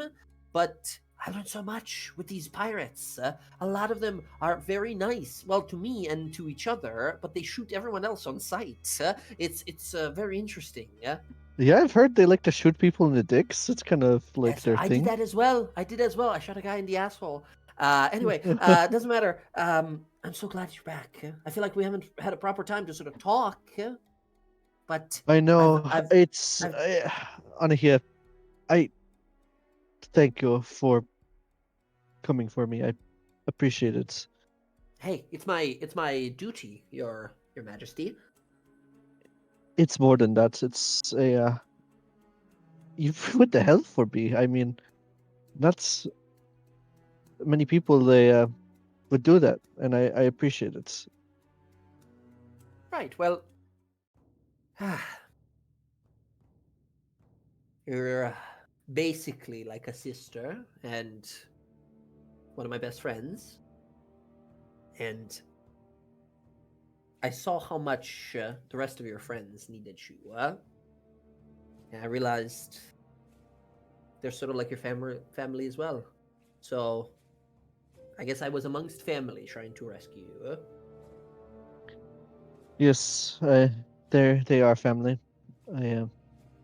Although I don't know, I don't like the fire one still. I still don't like her. I don't know how to feel about Sky as well. Dick move to push me off a boat when you guys were teleporting. So many dick moves, so many. Yeah, so it seems to me, I don't know what the situation is, but the pretty half elf lady with the long hair with the boyfriend that they keep like being very intimate with each other all the time. She seems to really have sort of like a death stare for the fire lady all the time. Yes, it's kind of a tough situation, you know. Ugh. Well, listen, hey, you're sort of my queen. I shouldn't tell you what to do or how to think, but I know that going into hell and such, only thing I wanted to ask her is if she was there genuinely to help and rescue you all, and she was. And it put ease in my mind. I didn't have to look behind my shoulder when I'm doing awesome dance moves, cutting people's heads off and shooting them in the butthole, knowing that this person is not going to send a firestorm at me or something like that. Maybe you should have that same kind of a talk, right? You got to trust someone if you're going to go fight a army of dragons together. It is. It's overdue. I know, but I'm just I saying. don't know. I'm no queen. You're the queen, but you know, I'm kind of pretty awesome these days as well. It's just she's kind of a like we're sisters, right? Sometimes you know how to get under my skin, but I have never met anybody who gets under my skin as much as Sky. It feels like one step forward, two steps back with her. Well, sort of eh, like holding a holding a piece of burning wood. It's gonna burn you if you hold it for too long. So you have to let it go, or maybe she's just prickly pear. How'd they say? I don't know. She came back though. I saw it when they told us. They told Captain Deadlock and told her and that very handsome, very charming mounted paladin guy. Oh my god, he was a. Anyway, Where is that guy? He came out of nowhere. He's right over there. There's a crowd of people staring at him and asking for I don't know, high fives or handshakes or something. He just seems to be gathering a crowd. Anyway, I just want to say, sorry, I'm getting distracted. When we were told what happened to you all, apparently, they didn't complain and moan or anything. They apparently they just said fuck it and came to help and rescue you all. So I'm certain they care, but they suck at showing it. That they do. I will have to So- talk to her, but yes, it's just also her sister, her other family. She has Isende Hiroshi. She has the light. And That makes willing things or a lot not, more complicated. she kind of helped her too. Like, I mean, not knowingly, but Still, it's we're going to have to go after her. And you know what I have to do. I need to secure the light for our people. Mhm. Yeah, I know, but this is what being a queen or king is, right? Your father had to make these decisions all the time. He was ready to banish you. I mean, I don't think, of course, it was a right decision. I love you and wanted you to stay there and be welcome home, but he was following tradition. Tradition says if you leave, you stay away, and yeah, I saw it in the fight. He didn't have fun fighting you. Not at all, I don't think. But he did it because it was his part to play as a king. Yes, I know. It's not all I don't envy you, luxury. but I'm so happy you're back. I don't think you're meant for the hells. You still got plenty of world to see here, and with me this time. I Yes, can't believe it took me so long to follow you off the island. Should have got away earlier. I'm so excited. I mean, I wanted to take you here and show you around and, see some of the amazing things that I saw,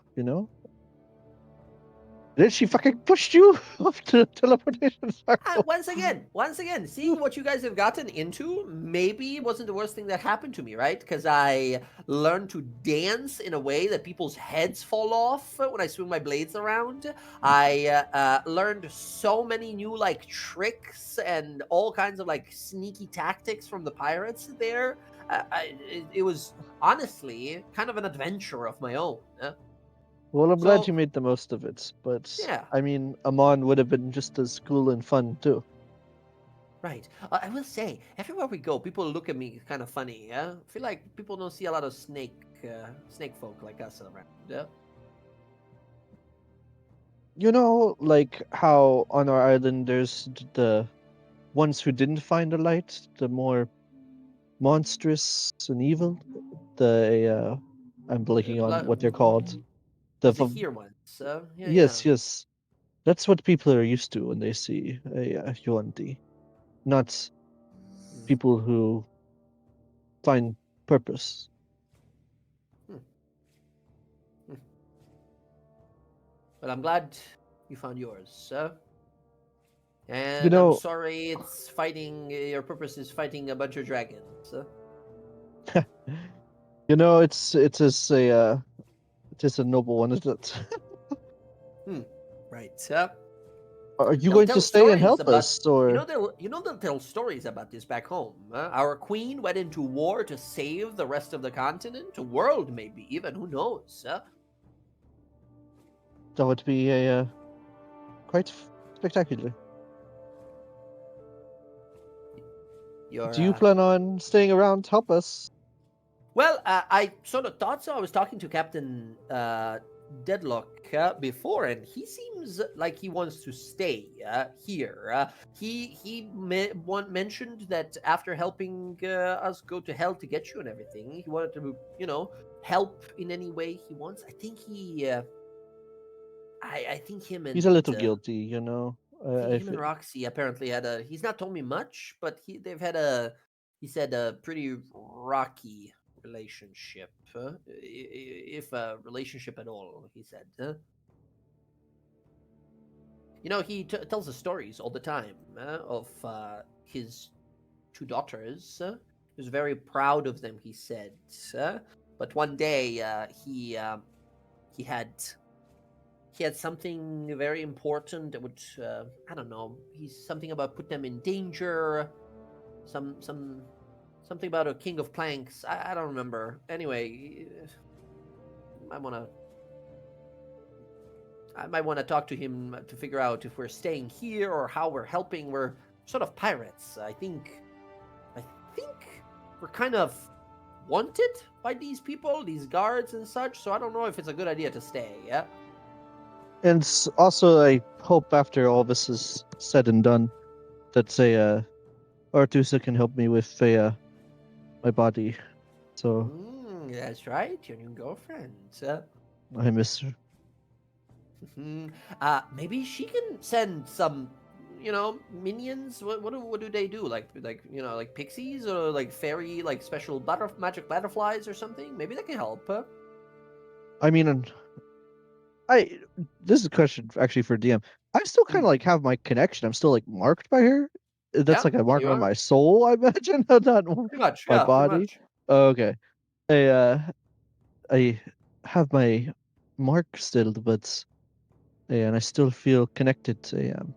Touched by the Fae, but I don't have her symbol anymore. So I maybe I can try and contact her, but it's going to be tough. Yeah. Well, we'll be around. We'll try to help as best as we can here. I sort of made a deal, or sort of like a pact, I guess, with Captain Deadlock to serve on his crew. So it wasn't like it felt very loose. It wasn't like very strict what I have to do to be a pirate forever or anything like that. But like, I'm sort of here with them, and honestly, I'm having so much fun sailing around. So even if you return home, I might not return for some time.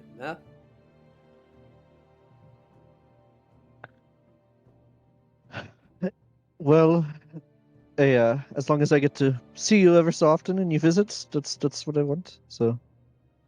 Oh, I wouldn't miss your return back to home.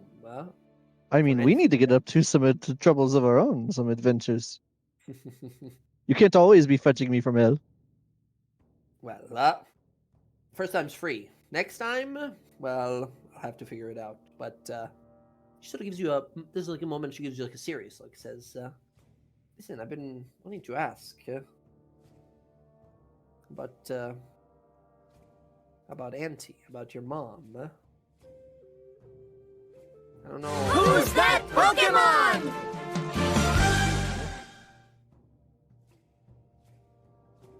I mean, she was desperate. She did what she thought was right, a solution to a problem. I mean, to be honest, it's the same reason that I took a leap of faith and left myself. I know. I felt bad. Huh? I know you had to make a judgment and such, but I'm glad you've shown her mercy. Yeah, serving as a priestess is a long punishment, but I don't know. We've known her always.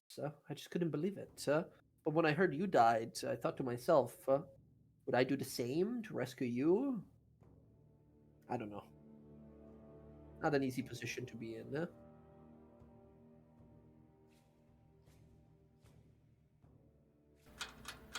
It's tough to not make a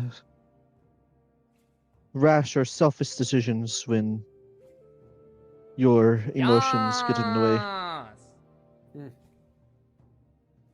Well, maybe once we have Isander Hiroshi back, maybe it'll show her that that sacrifice she made wasn't entirely in vain. I guess so. First, we need to get it back, though. It's been gone for too long. Do you know where it is, or where it's supposed to be now? It's with Irenia.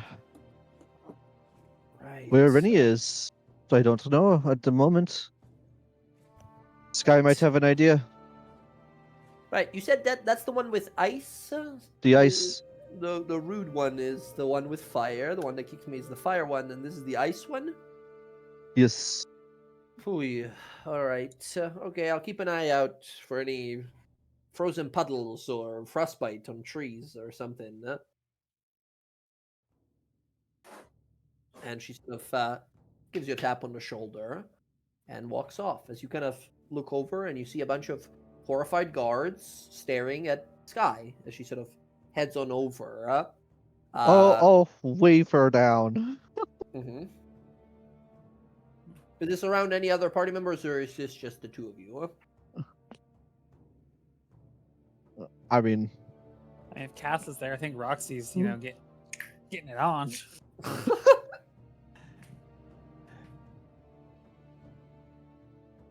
Roxy's getting her final countdown. Yep. Casimir, you've been casting spells. You're trying to see through the eyes of a minotaur. You can't manage. Blurry images, everything failing, unfortunately. yeah. He said Cass has step away for a few. Yeah, he stepped away. That's right. But yes, in that case, Sky, you see Irobella slime? No, it doesn't work. I can't string it together. Slimella? Slimella. I don't know. You see Bella. You see Bella kind of flagging you down. I'll walk on over and sit across from her. Hey, need something? It's time we talk. I haven't gotten a chance. I mean, first and foremost, thank you for coming to hell for us. It does mean a lot. I mean, we died. We took on a little more than we could chew, even though we thought we could handle it. We were so close, but close isn't enough. Again, this is the moment in the cinematic of this where we see a flashback of Bella holding her blade up and the brutal strength of Archon, boom, slamming down with these ridiculously powerful divine smites, right? As Bella, we see those kind of like, not PTSD. I don't know if Bella is the type of person to have that kind of PTSD, but Those are the last moments you saw, feeling your bones cracking and breaking, your very skin being torn away, your scales being shredded away, as this pure fury of a person blasted down, and then fiery hell that followed after, as we come back to the scene. I just couldn't hit the guy. He was like covered in shadow. It all added up. It was bad. But Happens. I still don't know how to feel, guy. There's just so much history. I mean, the way you left, it really shattered my trust. It's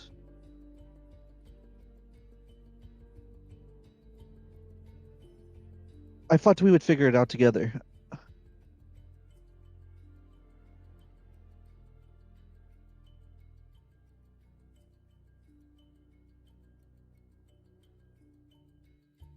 Um, um, I could go over the whole thing again, and having sit and thought about it, I was angry, and I was lost in my own rage to have something I had sought to be so close and kept at the same time so far from me. Over these past few days, since Bryn came and picked me up, I had time to think about it, and I realized that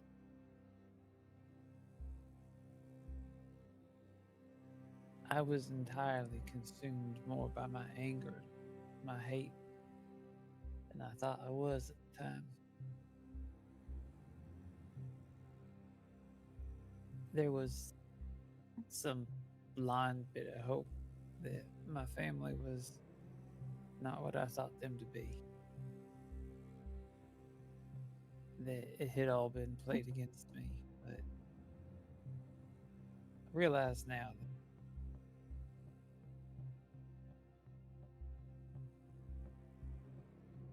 that it was part of me coping with what had happened.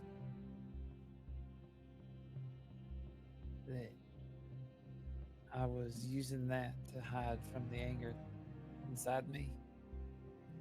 And when what happened, it all just sort of bubbled up. And I know I hurt several of you. And I apologize for that.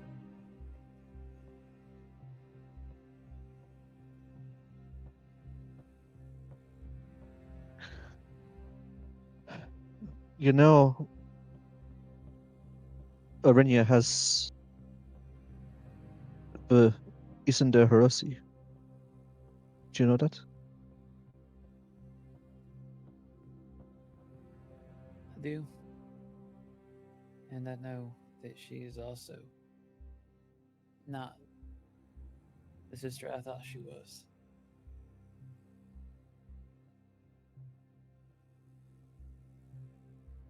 She was the one that did it to me, that orchestrated this whole thing.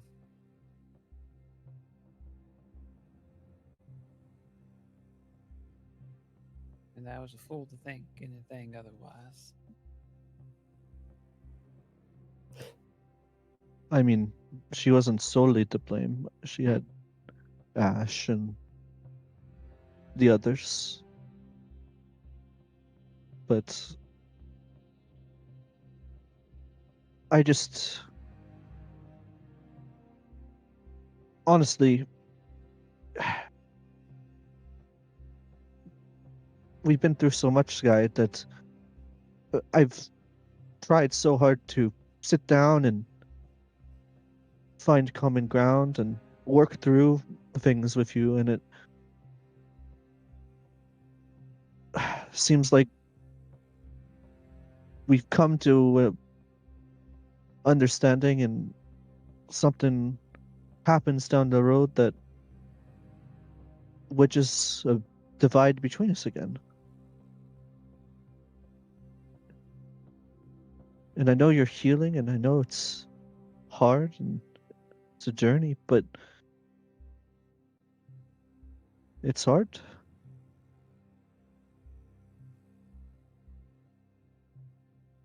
I want to be there for you if you let me.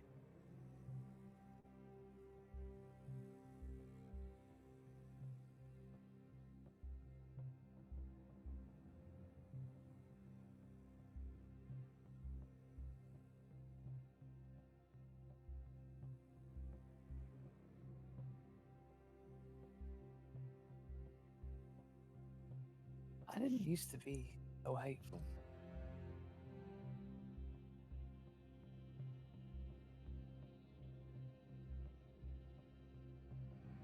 I didn't even used to be. I didn't used to be mean at all.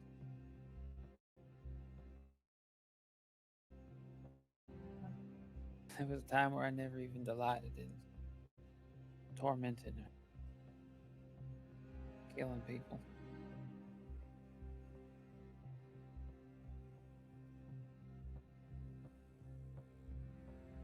When they mentioned that crucible, I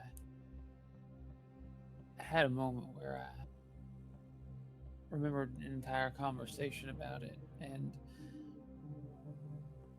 God, those people out in the courtyard are really fucking loud. God damn. But anyways, I remember I used to feel bad about the people I hurt. Never made sense to me why we were doing what we were doing, and we were causing so much harm and destruction along the way. You know, what kind of people can make a better tomorrow country that they live in if they hurt people that they want to make a better future for?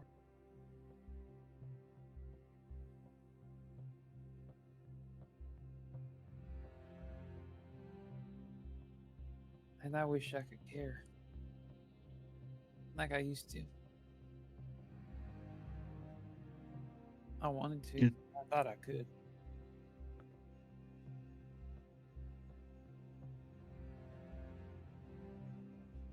Care about lives, people, the world. Yeah. Yeah, when we joined the Red Path, and what we were taught was that we were going to change our country. We were going to make it better for people like us that had nothing.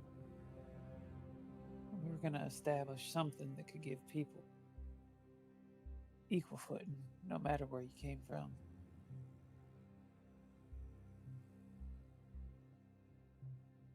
But then we just spent so much time hurting people and chasing those fucking artifacts. But I remember always clinging to the idea that I was doing this knowing that at the end,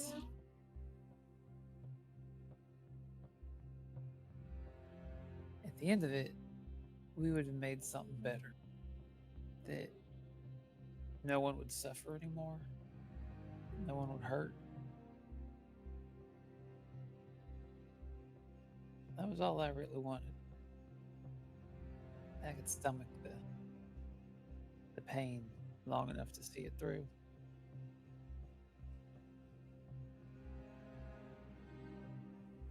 Because I did care. But you don't anymore?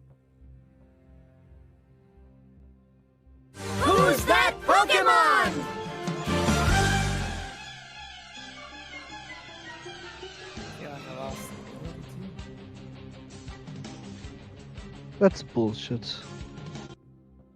You feel so much, Sky. You care. I don't really know if I do. If I do, it's lost somewhere amongst everything You else. went to fucking hell for us. How is that not caring?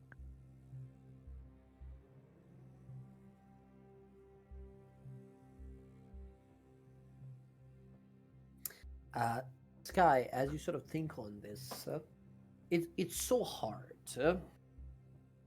It's so hard after everything you've been through to sort of, I don't know, admit, maybe, to yourself. Time after time, you've been shown that family is a wound that will fester and hurt you like an infection. And again, you feel that wound burning. Why did you go to hell? Why was your first reaction when you heard that Casimir has fallen? That he's forever forsaken and damned? Why did you immediately decide to help? Would you have done that if you didn't care? Is it a sense of owing a debt? Is it a sense of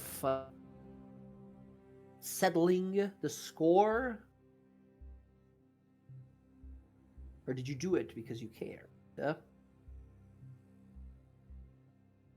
Again, you feel that kind of sickening feeling in the back of your throat. It's not pain. It's not disgust. It's fear. As you hear Bella say, you went to hell. Why would you do that?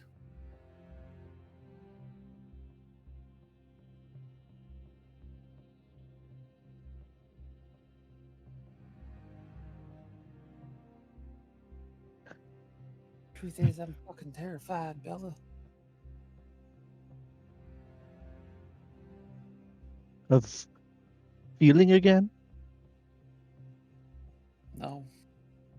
I'm scared that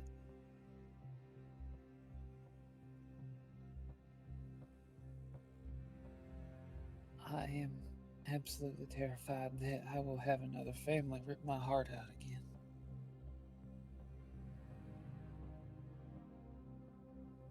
My parents sold me. People I grew up with that I thought were my family tried to kill me.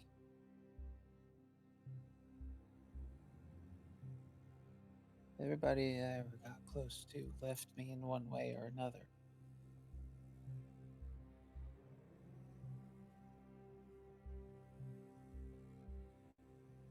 I understand. But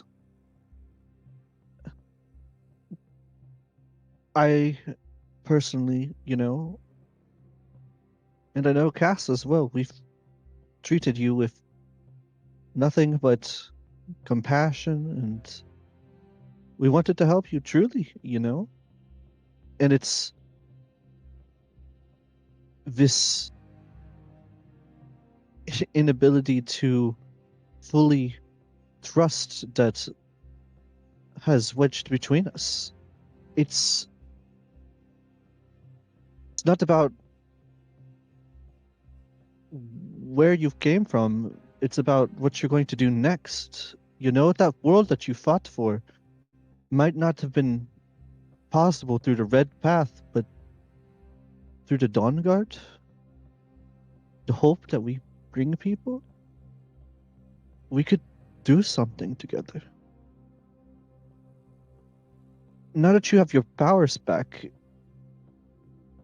you should rise from the ashes like a phoenix, Sky. It's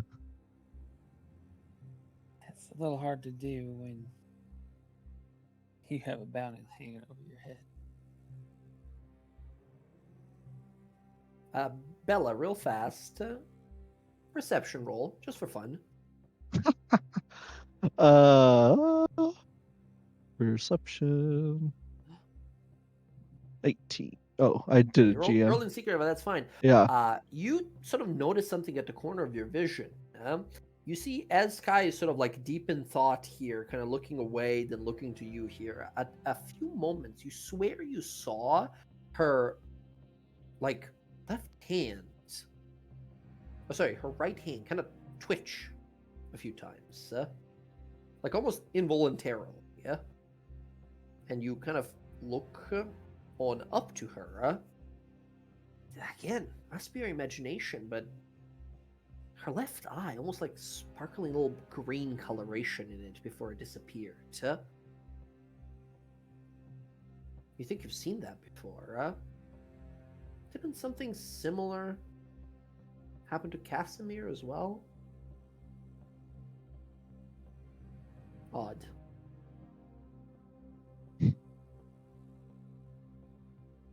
Fuck this guy. uh. So, could you try?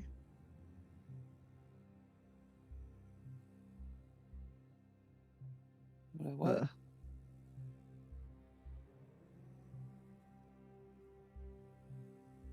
To trust that I'm there for you. Just like you were there for me when I was in hell.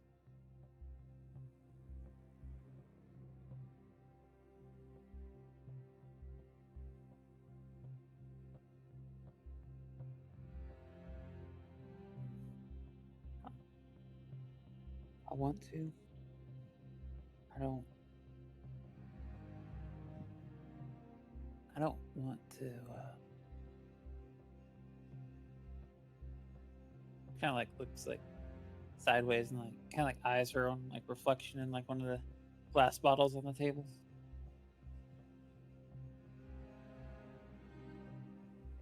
I don't like the person that became over the years.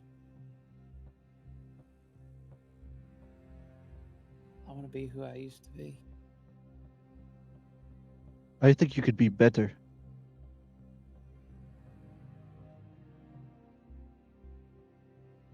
I don't want this guy then.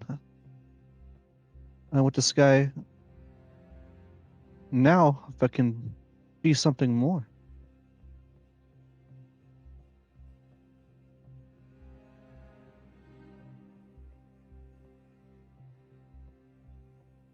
Yeah, again, Sky, you sort of look around. A military base. People running around, soldiers preparing their weapons, mages practicing their basic spells here. All these people are gonna fight, many are gonna die. What the fuck are you doing here? And yet, you look around, you see Casimir step out from a little room that he was like doing a ritual in. You see Roxy up on the wall, exit a room. A few minutes after, you see Jonas come out as well. As you see Bella in front of you here, that unshakable resolve and trust and belief that she has in seemingly all of you. As you look around, thinking to yourself, what am I doing here? Something about not this place, but these people makes you want to stay.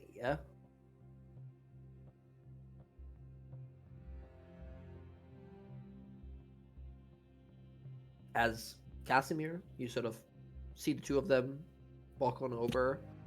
Roxy, I don't know if you walk on over or just like observe from above and on the walls. Does it look like they're getting in a heated conversation or no?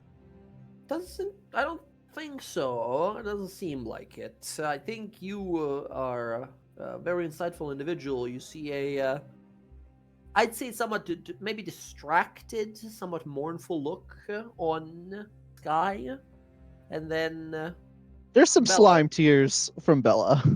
Slime As tears, well. not that you can tell because they don't Yeah. cry. You don't have tear ducts. But yes, as yeah, there's a sort of like a big, wide-eyed, sort of genuine look of kind of like I don't know, happiness, sadness. I don't know what Bella is feeling at the moment. As Bella, you yourself see here, you see a friend who's patched up too many wounds and is afraid to trust. I mean, you went through so much. How could she not trust you? But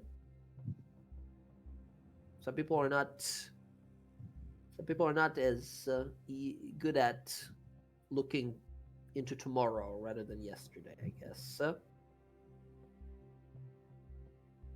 You two all right over there? Yeah, no, we're fine. Just talking. That's all. Bella wipes her face. You know me. Just getting a little sappy. All right, we gotta kill shit. So no more crying. I mean, I can't wait to kill shit, but we needed to get this out. Oh, all right. Well, is everything good? I just kind of look up. I'm sorry I shot you. What the fuck is going on? What are you sorry you shot me for?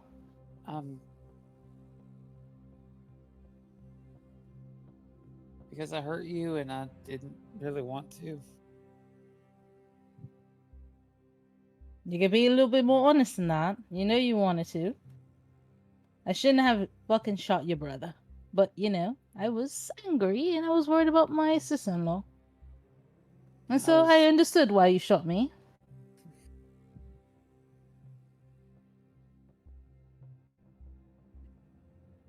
Truth is, Roxy, part of me didn't actually want to hurt you. There. Oh, I want to insight check that.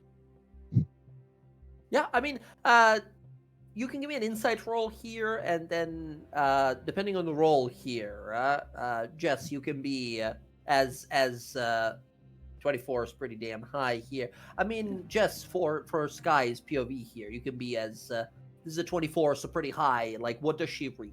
Does this feel sincere? You see that there is a lot of like she's like looking up at you.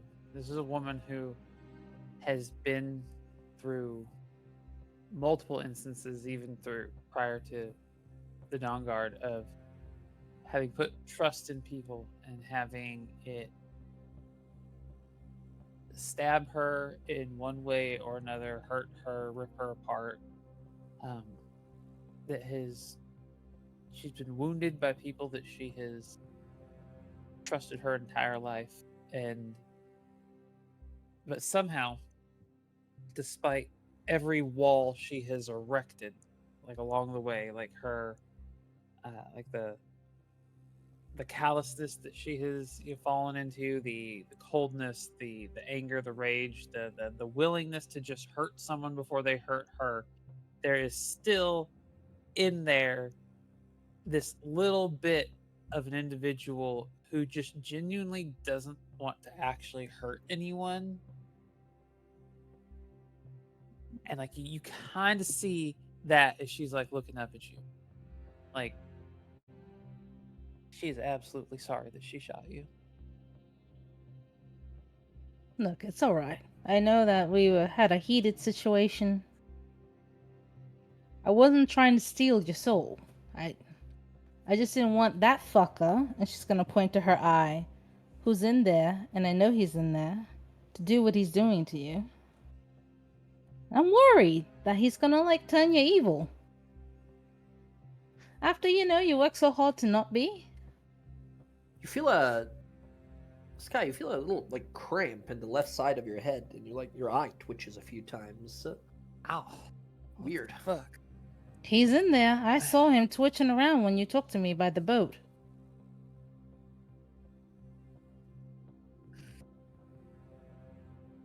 You guys hear galloping. Horseman approaches. Casimir approaches, sorry. Who's that Pokemon? No, we're totally gonna fail stealth shit. now. Usually, They're just- usually Casimir is this like not the most obvious person in the room, but now he's on top of a horse body, so it's like very obvious when he approaches. But yeah. Jokes aside, Casimir, you sort of approach here. You've been hearing the conversation as it's been going.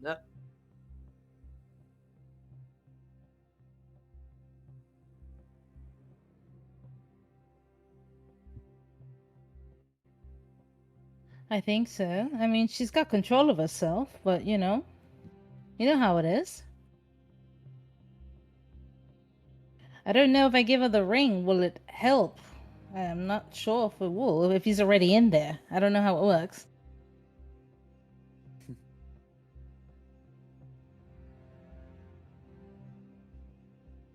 Casimir, you did this. You tried with magic items, and you realized, like, oh, it doesn't work. It's a god of secrets. Nothing can stop it.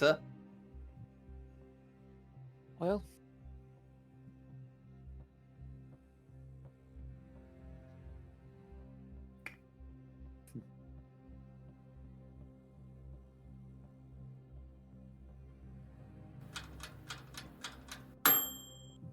yeah.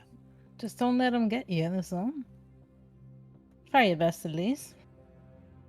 Don't worry.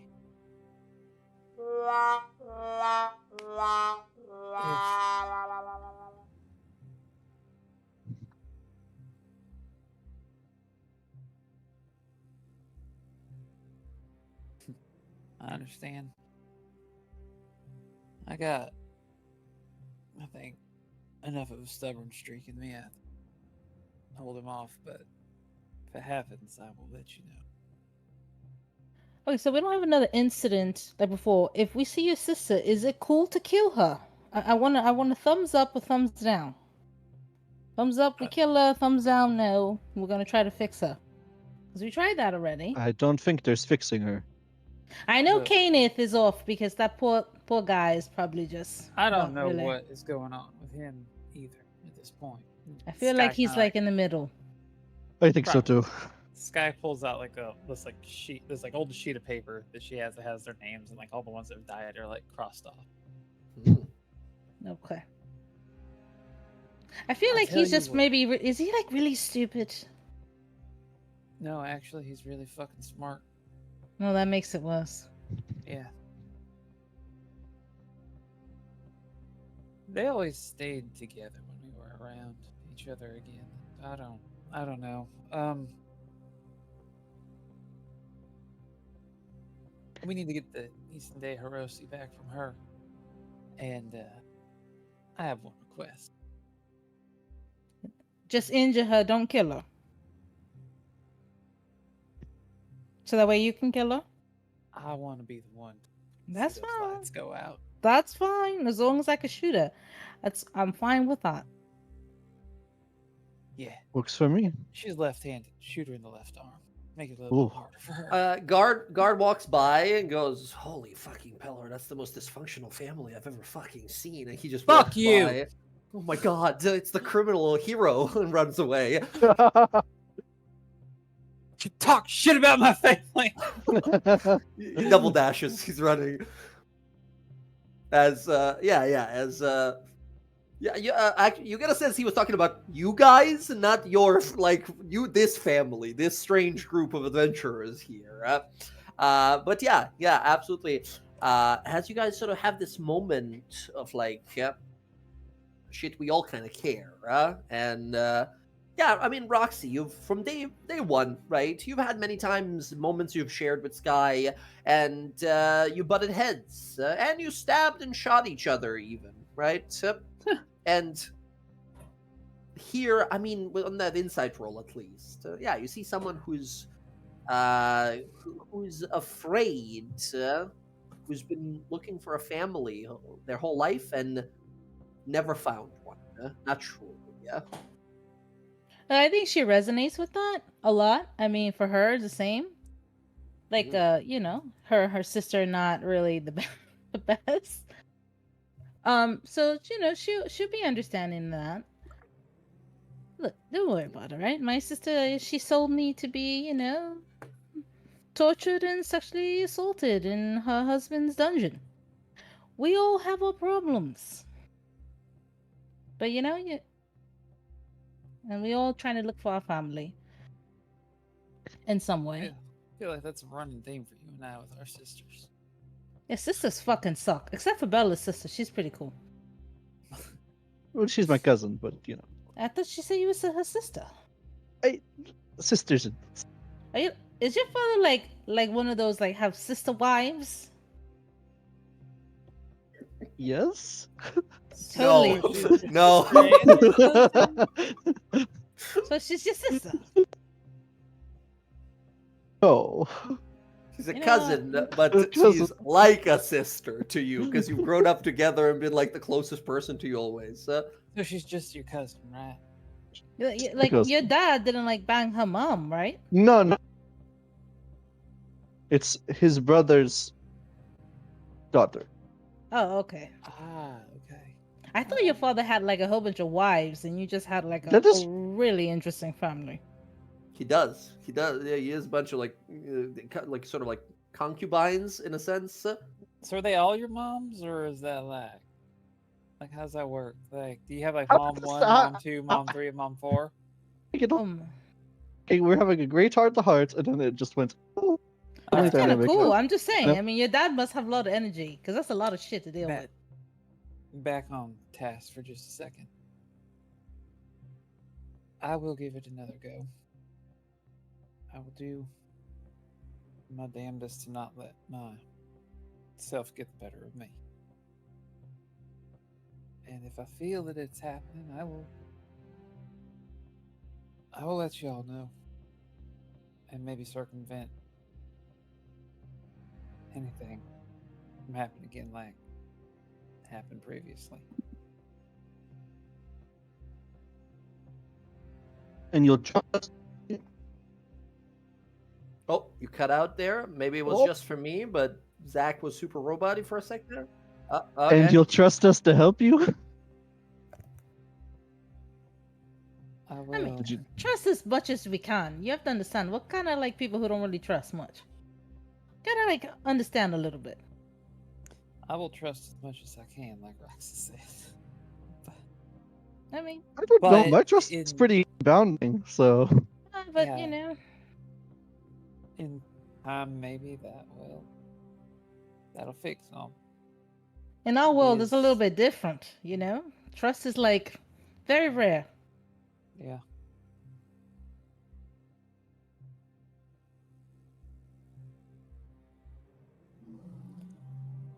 Is this where I get donkey kicked?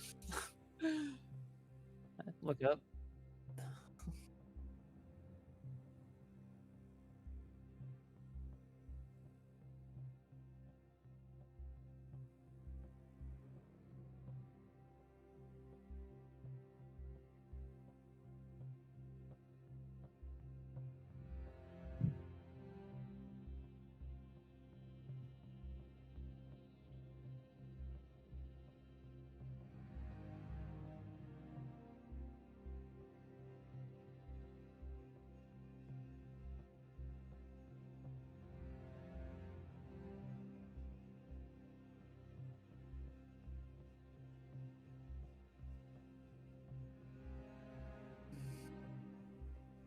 Well.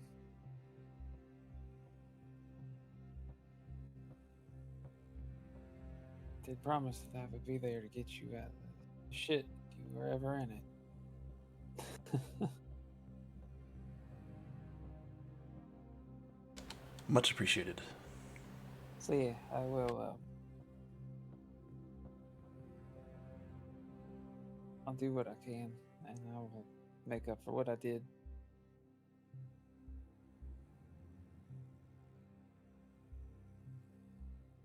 Well, you know what? Let's bring it in. And Bella will slime her arms around the group. Extend your slime and grab, make a big hula hoop around everyone with a singular strand of tentacle. And then slime bring thing. everybody together. It's like, It's so wet, Bella's wet. It's It kind of burns a little bit. It's slightly just- acidic, so it burns just a little bit. Watch your feet. Yeah, Watch your my feet. I love. haven't got used to these hooves yet. It's my love. It's my love. As you The guys family's come back in. together. You guys hear, sorry. Quick thing. You can look over. Standing there next to you, like he was always next to you, like 2 feet away from you, is a Eladrin elf man in like a black suit of like leather armor.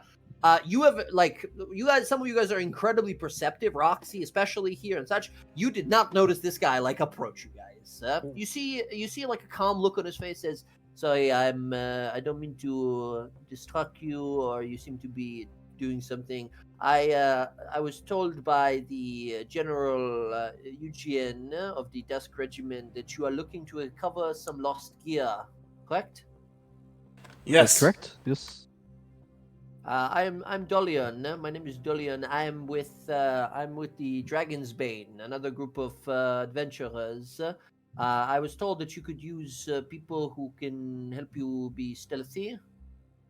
Yes, tremendously. I'm just gonna look at the one with the fucking Hi, hooves and the guys, one with the damn plate.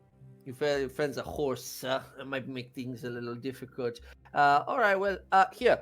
He reaches into a bag, pulls out a piece of tanned hide, like a leather piece, that he rolls up, and you see him like run his finger up the length of it, and you hear like you don't see the magic happen, but you hear the sound of like cracking and breaking glass as everyone here proficient in Arcana, you realize, like, wait, we've seen something like this before. It's not magic, it's the thing that Basil does as well. This is psionics. This is like the wordless like mental magic kind of magic. As he runs it across this piece of leather, he says, to make you kind of invisible, really hard to find you. If you need that, use it, but it's one-time use. Best I can do right now. And he flips this sort of piece of kind of like a hide scroll, like a leather scroll, basically, with a little spell on it. Hope that helps. Thank you. Oh, thanks a lot. All right, I'm gonna go now. And he just sort of turns around, and you see he walks to another group. There is a person, there is this like bearded human, like older human gentleman, sitting on a silver dragon that's just sort of sitting there in the middle of the camp as well, with some other like individuals around him. You see a like wizardly type that's wearing like a long robe. He's got strange crystals in his hands, in one of his hands, and you see what looks to be a little like gnome woman surrounded by sand magic that is lifting her up off the ground and such, as they're sort of sitting in a corner together there. Man, I wanted to ask him where he's from. That's such a unique accent.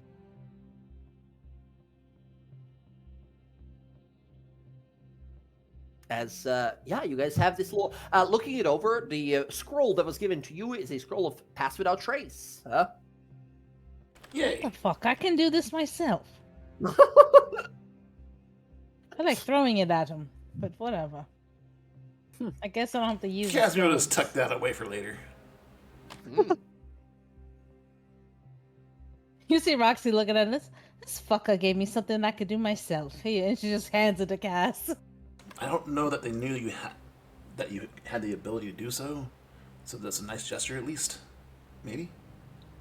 I'm sorry. I is guess. The woman who is priding herself on not being known and being a mystery to everyone, upset that no one knew something about her. I mean, well, fuck. I mean, I don't look stealthy. Maybe you were stealthing so hard he didn't see you. He fucking handed me the paper. I was giving you a compliment. All right, I mean, well, guys- we people gotta in get your your. situation usually don't do stuff like that. That's true. All right, we're gonna go and get your ship back. You want your magical ship back? I'm probably gonna die getting it, but you know what? I think you having your stuff is going to be very important.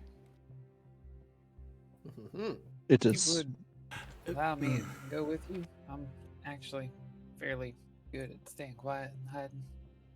With your fiery wings, I don't gotta take them out. that's fine. And if shit goes bad, you pop them out and you fucking fly away. if shit goes bad, I'll pop them out and get us both out. You can carry Who's it that Pokemon? without being slower. Yeah. Mhm. All right. Excellent. As you guys are sort of gathering, you see eventually Allura sort of meets with you guys as well, says, all right, well, it seems that today is coming to a close here. Not much is, everyone's still preparing. We're keeping tabs on what's happening. No one's making any moves yet, which leaves you with sort of two options here. Some of you look, well, you look pretty fresh from your, you said reincarnation you did? Indeed. Right. Well, if you want to find some cover while looking for your lost gear during nighttime is probably your best chance. However, it looks like some of you could use a rest, overnight sleep, perhaps, to restore your strength. If you think you could use a rest and then go looking for your gear, you'll be at full strength, full capacity, all that. We don't know what our time table here is. This attack could happen in the middle of the night tonight. It can happen tomorrow. It can happen in 10 days. We don't know what exactly they are waiting for.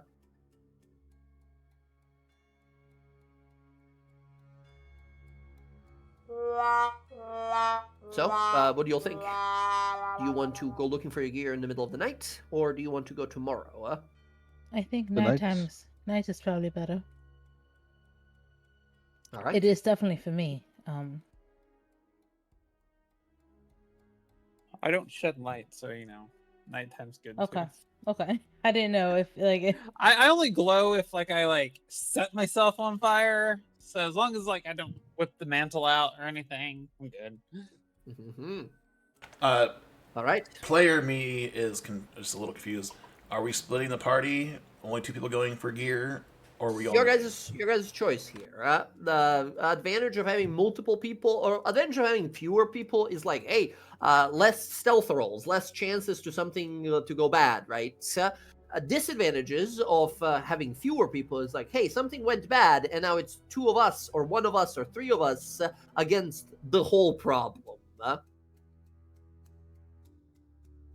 Maybe we go with you to a point and you go into the camp, or I don't know what is the best.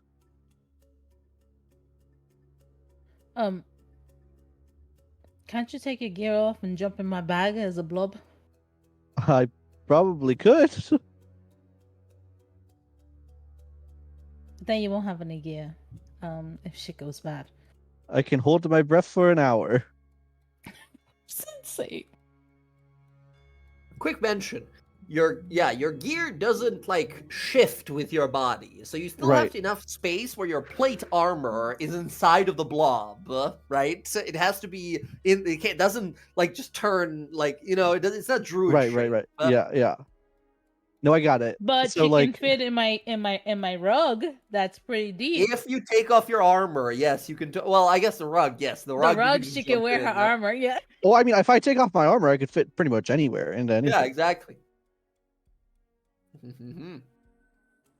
That's so funny to think about because they could put you into a clay urn or a bottle and they Yeah. can throw it at someone and you just pop out like a Pokemon. Amazing. These tactics. Why I did like you them. say that to me?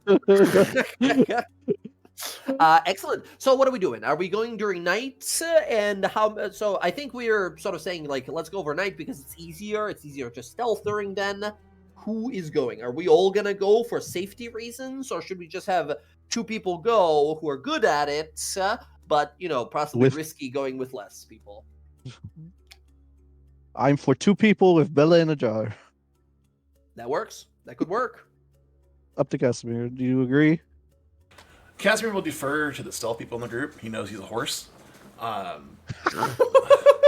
Can you make yourself fly if you needed to get to us? Could you be a Pegasus? Well, he has that. Oh wow. Pegacentaur. He has the scroll of Pass Without a Trace. Yeah. He could do that. He also has Embrace Destiny available to him, so he can improve his stealth rolls. But he's not very stealthy. He hands Roxy the scroll of locate object. I think Sky should be able to do it, right? Does it go? Is it any kind of spellcaster can do it? Yeah, any spellcaster can use most scrolls. As long as they are off the level that you can naturally cast, you don't need to roll a roll. However, if it's beyond the level you can normally cast, like if this was like a 7th level spell scroll, you would have to like roll a spellcasting ability check. I do have Oh, the then spell it's slot for it. 1000% second level. Okay, Yeah. because I can only do 2nd level spells. Plus, keep in mind, locate object is also concentration, and if you guys want like full efficiency, you're gonna want one person, probably Roxy, doing pass without trace, concentrating on that, while someone else, while Sky does locate spell. Yeah, 1000%. Okay. Okay, so we're putting so Bella is taking her, which is so funny to say that Bella's taking her armor off. That just means the armor just instantly like falls on the ground, Well, right? like, this She is the thing. just If you spills want to out of take it. if she takes her armor off to go in my bag, but if she's in the rug, does she Yeah. have to take off her clothes because it says it's 10 feet deep? That's true. Yeah, it could be there. And as a slime, you can, Bella, you can hold your breath for 1 hour. So Well, 1 correct, hour, yeah. every once 1 hour, Roxy just unrolls it. You poke your head out, go and go back in. Yeah. Yeah, that works. That's fine. You can have a surprise fucking That way you My can God, keep like your the under- armor on. fucking Undertaker from WWE. Fucking unroll the carpet, comes out of the fucking grave. Yeah, perfect. All right, excellent. Can I have Roxy and Sky give me a set of stealth rolls, please? Because you guys are going in during nighttime, you have advantage on the rolls. Are we doing pass without trace on top of this? 1000%. All right, plus 10 to these rolls. Let's go. Enemies have there's a ton of people. You're walking into, and I'll be describing it, but keep in mind, you're walking, oh my God, you're walking Wow. into thousands of people. That is plus 10 on So both 43. of those rolls. 43 plus 33. Yep. Your guys' average, I mean, I got to do average anyway, but that is 38 average for the two of you here. Oh my God. There are powerful, adult, and even you see some ancient dragons that are sitting here. You guys realize, like, oh, fuck me, there is some really powerful. As you guys head out, first of all, you see hundreds upon hundreds, even thousands upon thousands of lizard men. War paint across their faces. You see greens, the blues, the white, black, and red colors of Tiamat splattered across their hides and such. You see a large amount of them are undead. Many of them, in fact, are purely undead, nearly skeletal, some of them, even with flesh rotting and falling off of them.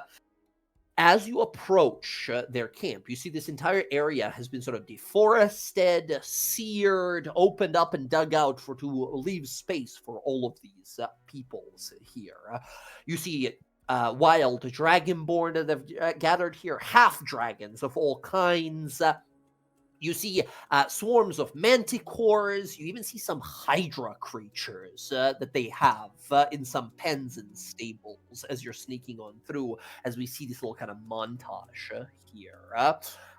As you continue to move, you spot up ahead a sort of like a mountainside, and perched upon it are 12 different adult dragons. Red, black, you see brown and gray, you see a blue dragon in there as well. You see one adult dragon is trouble. Two adult dragons, that's pretty damn problematic. 12, that's insane. That's too many. Amongst them as well, you see two dragons of massive size, with a maybe 80-foot wingspan, 40, 50 foot tall or something like that. Massive. Truly, you think possibly elder or even ancient dragons. You see a red one and you see a brown one. Which, by the way, brown dragon, I don't think I've described. This is something that Sky would know more than most people. Brown dragons are desert dragons. They're they have these kind of like vestigial, tiny, almost comically sized wings that don't really let them fly. They're burrowing kind of dragons. Real nasty. Yeah, acid. They use acid as attacks and stuff like that, but they're like burrowing dragons rather than flying dragons. You see one massive brown dragon, and you see a very massive red dragon. Other than that, there's a few dozens of different kinds of like wormlings and young dragons amongst this. This is the true like firepower, as you guys realize. As you see at the base of this mountain, walking around is a tall, powerful, muscular Minotaur man. You see Torgar Steelfist. As he walks over to Krull, you see Krull, the deaf cleric, Tortle, as he sort of is currently kneeling, at the base of that excavation site, where that massive skeleton of the Iron Storm, the sort of ancient dragon worm known as Brimsight, was slain many years ago. You see he sitting in front of it, kind of kneeling and praying. He's holding in his hands, clutching a amulet, symbol of Ayun on it. As he whispers into it, you see strange divination magic infuse him as he begins to cast some greater spell, infusing the skeleton with power. As you see him scowl. It still lingers. Torgar turns to him and says, "What is it?" And Kroll says, "Some blessing, lesser. I will break it, remove it soon. Someone has damaged the ritual with holy magic." Kroll looks around and says, "We'll find it. Archon doesn't want any more distractions. He is... he's getting impatient. I feel as if I have dishonored him, leaving him to almost die. Maybe I shouldn't have left him alone." Krull spins around and says, "Enough. He is the champion. He doesn't need you. He doesn't need me. He doesn't need any of us. Tiamat believes in him more than any other. He embodies her power. Those who tried to strike him down never stood a chance. But they will be back." And Torgar looks at them and says, "They will? How? They were broken and slain." Chief Kroll looks over and says, "I've seen them. At Archon's tower in Avernus. They came for their friends. Persistent. Difficult." You Torgar look over and say, "At least they have strong bonds. They will be harder to break. I look forward to this challenge."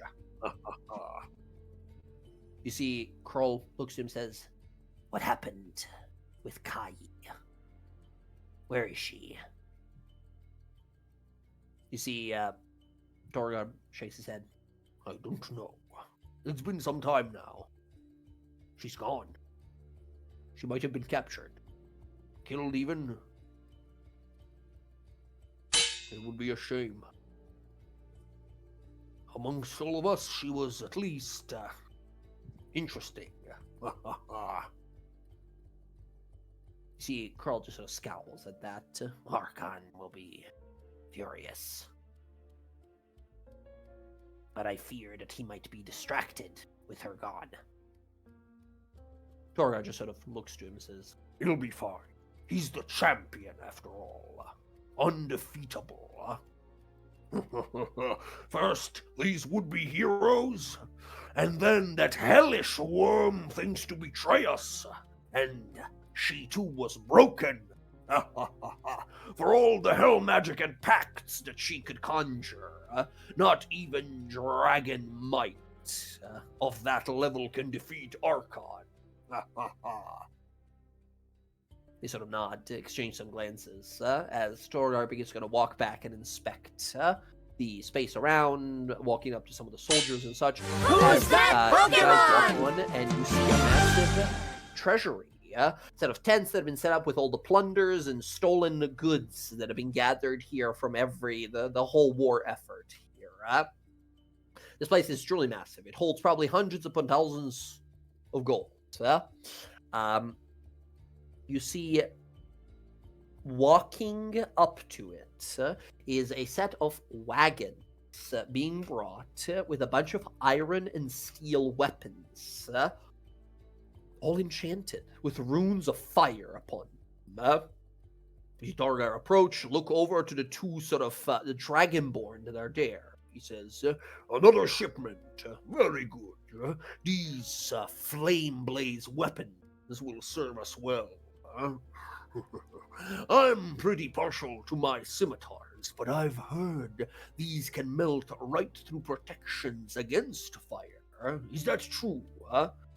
You see, this Dragonborn nods, the Forge Mistress and her handiwork are unmatched. Her runestone makes it that every fire enchantment punches through protection against flames like it was paper.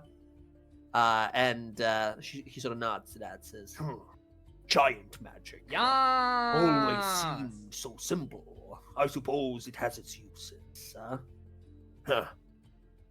Forge Mistress. I would love to see if my own giant might matches with hers.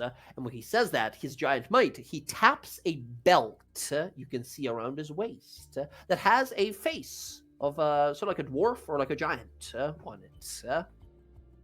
As he turns and walks away, as these Dragonborn start giving out all these flame-enchanted weapons to some of the sort of like undead nearby. You see some troglodytes nearby here. You see just some like humans and elves and tieflings and just like common people who have like symbols of Tiamat carved on their bodies and foreheads and stuff like that. Cultists of all kinds. As you guys walk on in here, Sky, you use the scroll of locate object. What object are you trying to locate? Oh, fuck. Yeah, you gotta pick one. Yeah, I gotta pick one. Ah, shit. Presumably, party told you everything that was missing, all the items that disappeared and such. Cass's spellbook, which I feel is probably the most needed one. Yeah, he's kind of stuck without it, but yes, for sure. The Makahodl is great. That's like half a Cass's class in that book. Excellent. You cast the spell here as the two of you begin to slink around, stealthily moving. We get a little montage of you guys kind of dodging and ducking between some tents and some of the sort of like war pens and such, where we see like Manticore sleeping and getting ready for war and such.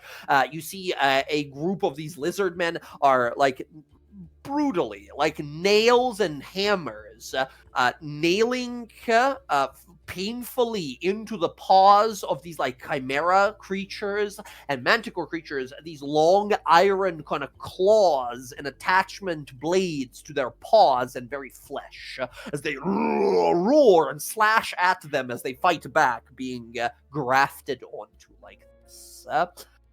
You eventually, as you continue to walk around the camp here, within that 1,000 feet, Sky, you get a ping. Boom, boom, as you begin to walk that way, following it like a radar. Sure enough, one of the tents you enter, you find a pile of cash, some gems, some strange potions and such, as well as the spell book. Maquahuido, the enchanted cloak of Bella's. You see the all kinds of mage gear that you've seen Casimir wearing and using over the years here. You see the dwarven plate. Dwarven plate is actually a new thing from before. You see all manner. You see the javelin of lightning in there, all kinds of the Abjurer's Gilder, all of the magic items that your party has lost. You see, you have to search for it a little bit here, and I need one of you guys to give me an investigation roll to do this as efficiently and quickly as possible. You guys can give each other advantage if you want to. One of you can roll with advantage. I have a plus 11. You know what? I'll help you. Gotcha. Let's go. On a 20 or above, it takes you 10 minutes to gather everything. On a 30 or above, it takes you 5 minutes, and you're out before anyone notices. 20, yeah. Okay, yeah. On a 20 here, I'm going to roll I'm going to give her a... Oh. Oh, You Nice. son of a bitch! Incredible! That's fucking awesome. As you look around, Sky, you look out and you see moving towards you is a imposing, tall looking Dragonborn man. In a fine suit. You see red dragon, you're like, oh god, it's Archon. Wait, no, that's not him. You see burning, blazing red eyes as they move, and everyone sort of moves out of the way as you feel the very sort of, I guess in a sense, like aura of this person. Intense heat. Heat so intense, in fact, matching yours. As you realize, like, that's not a person. I'm no scholar when it comes to dragons, but I'd bet you anything that's a shapeshift. That's one of these fucking ancient dragons walking around shapeshifted. As he walks around, whoever this dragon is, as you realize, as you see the draconic symbols of Tiamat upon him here, everyone clearing the way like he's Archon himself here. This red dragonborn walks and stops for a second and looks into this tent for a moment, just as the two of you disappear off to the side out of this, as we see a little symbol of the lawbearer appear and that boon of yours saved the day here from any complications. The two of you, everything. Fucking all of a sudden, Bella, the fucking Yeah, I put the cloak on him, unrolls shoving everything unrolls the thing. You look up, a ton of items just fall onto you. Your party's items. You see your macahuidal. You see your armor in here. You see all of your gear in here. amazing. As you quickly, over the next half an hour or so, begin to retrieve your way back to Fort Daxtio. I need both of you guys to give me a perception roll on your way out. How far into there would they have been? How much time has it taken? At this point, like 3 hours. Okay. That's like... Perceptions? Mm-hmm. Sky, less so, but Roxy, you stop as you notice something horrible. You look over and you see at the entrance to the camp, as this is like a different direction you're coming in rather than when you that you're going out rather than when you came in. You look over and atop a hillside, the very same hillside above that bridge, above that canyon where you had your battle against Archon. You see about a 30-foot pole of wood erected. And atop of it, impaled through his chest, you see Casimir. Well, his whole body, at least. You see chunks of meat missing off of him. Side of his head is crushed. And then you see movement. You see his body wriggle and move. Grunts. You see a singular yellow eye glowing in his left socket. Underneath him, a few dozens of lizard men have gathered. You see nearby the head of Yara's is impaled on a spike nearby as well. You see that some pieces of flayed skin of a blood hunter, is displayed nearby as well. A brutal display of victory, yeah? She will point to Cass. He's not...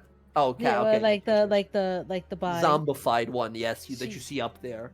He turned him into a zombie. He's up there. Do you see him? She'll point it. Yeah. Sky, you see Casimir, as you knew him, impaled up there.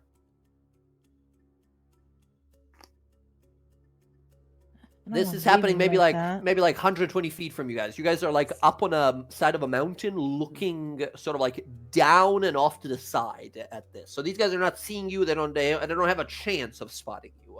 But you see this.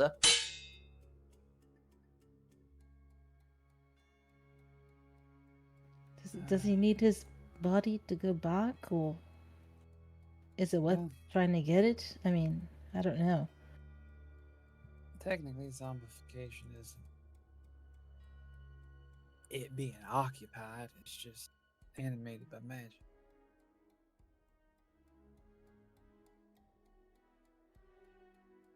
If we could get up there, I could dispel it. Wait, you said it's how far? It's about 30 feet up off the ground. This giant pole that they've impaled him on, and How far are beneath we it, from it? you guys are maybe 120 feet from it, and beneath it, like at the base of it, gathered around like fires and such, are a bunch of lizardmen, like a few dozens of them. Can I dispel the animated corpse? You definitely could try. Yes, absolutely. Now it's not. Is dispel a verbal spell? Because if it is, Sorry, I was might need a stealthiness check. Fortunately, I am a sorcerer, and I have not taken spell. I did not Okay, take well, that one. But Fortunately, you are a sorcerer. You are right. Anyway, Yes. I think it requires verbal. yeah, I was like, oh, so if I had subtle spell, I could just Just do it. Yeah. do it. Absolutely. That said, then, Sky, I'm gonna need another follow-up stealth roll here. You still get the plus 10. I think. Has it been 10 minutes? Has it been an hour? Because of the animation spell here, with a stealth roll here, on a 15 or above, you do it, but you're noticed. 15 or less, you do it, but you're noticed. On 20 or less, you do it, and I roll to see if you're noticed. On a 25 or above, you do it and you're not noticed. Okay. Do I have advantage on the stealth roll itself? Yes, because it's nighttime. Nighttime, always, usually, if you're in darkness, generally, you always have advantage on stealth. It's 28. All right, because you guys have a plus 10 here. Yeah. Again, 28 is easy enough here. You unleash a spell from the shrouded darkness of the spell created by Roxy here. Her Gloomstalker sort of field of magic protecting you. You unleash the spell. You see the body of Casimir wriggling around as this absorptive wave hits it. Wave of heat. As you see the body sort of like jerk a few times. And then the head turns to face you for the briefest moment as the green in its eye kind of illuminates. Sky, I need you to make a charisma saving throw as you feel an intense, sharp pain from your left eye. 21. You feel it, and it washes away. Your power of self, your sort of sense of personality deflects whatever is. How the hell did it see you? What the fuck was that? As you watch the body deanimate and just sort of fall there limp. Yeah. The creatures below don't even notice. Fuck. I hurt. Well, That's his eye melted and it turned into that. Hopefully that's not you. yeah. Eye's not melting. Just a little bit of pain there. Now, as far as the bodies go, I can't do much for where they are because of how far they are. But with it unanimated, there should be no difficulty in getting them brought back.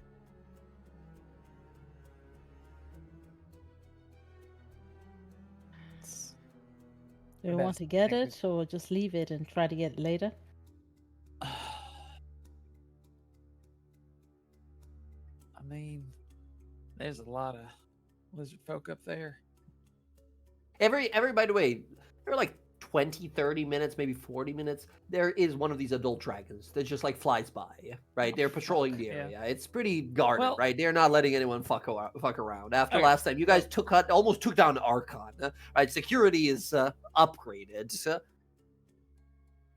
Are there Who's that parts of them Pokemon? around? Like I know, like Yara's head's there, but like Yeah. Yara's head, there is Jorik's like skin they flayed from his previous body that's displayed there. There is like the body, the entire body of Casimir's there. yeah. Other than that, you think the rest of the body's parts and such must have been devoured. I mean, I could vortex warp some of the parts to us. It has to be a creature. Yeah, but- They are technically creatures. I think at some point, if you're long enough dead, you become an object instead. Damn. All right. Tell us in detail exactly when that happened. No. It is, I think, realistically, after a minute, which is the limit of Revivify, right? That's about it. Yeah, I think coming back for them in the aftermath would be the best bet. Otherwise, there's not a whole lot we can do. Too many things in the air and too many things up there. All right. I mean, at least we know where they are. That's true. As you guys are gonna turn to leave, you hear a little hiss nearby. You immediately sort of grab onto your weapons, like, what the fuck? And you see the ground close to you sizzle. And then pop, and you see smoke emerge from the stone beneath you. As you sort of walk forward a little bit, you feel the ground get much warmer for a few moments, and then kind of tone down and go back to cool. You see smoke emerge from the rock beneath you, as if the ground is sort of cracking up and ultra dry. Oh, it might be right underneath us. Well, what do you want to bet? It's a fucking fire giant down there. Or the forge? Yeah. Well, no, they're talking about the forge. You heard mistress it? being Yeah. being a giant.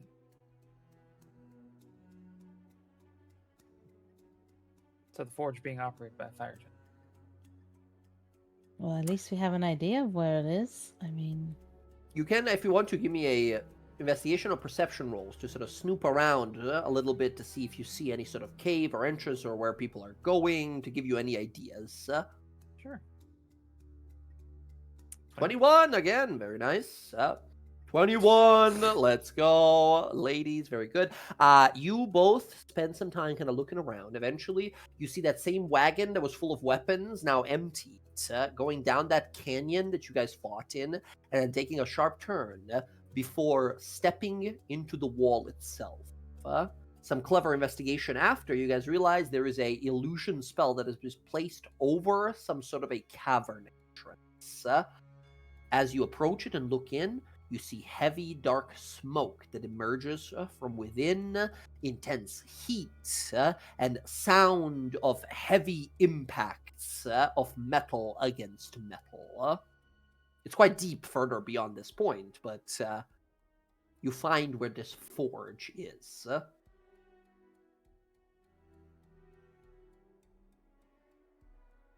Before you have to sort of back away immediately as another, like, 50 lizard men marches on by.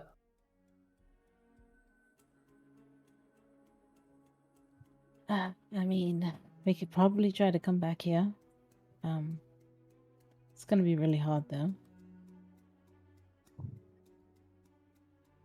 I don't think we'll be able to take the crucible ourselves anyway. Fuck no, it's too big. Could you carry it? That's it. I can't do what Derival can, so I think it would be more of a, if we understand where it is, we can tell the soldiers they can make to this area to secure it. At the very least, we might be able to pin it here. Maybe you could tell your sister where it is. Like, hey, I found it, and she can have their role steal it. And then we can fucking steal it from her. She doesn't know that you know. Just know that I'm not under her spell anymore.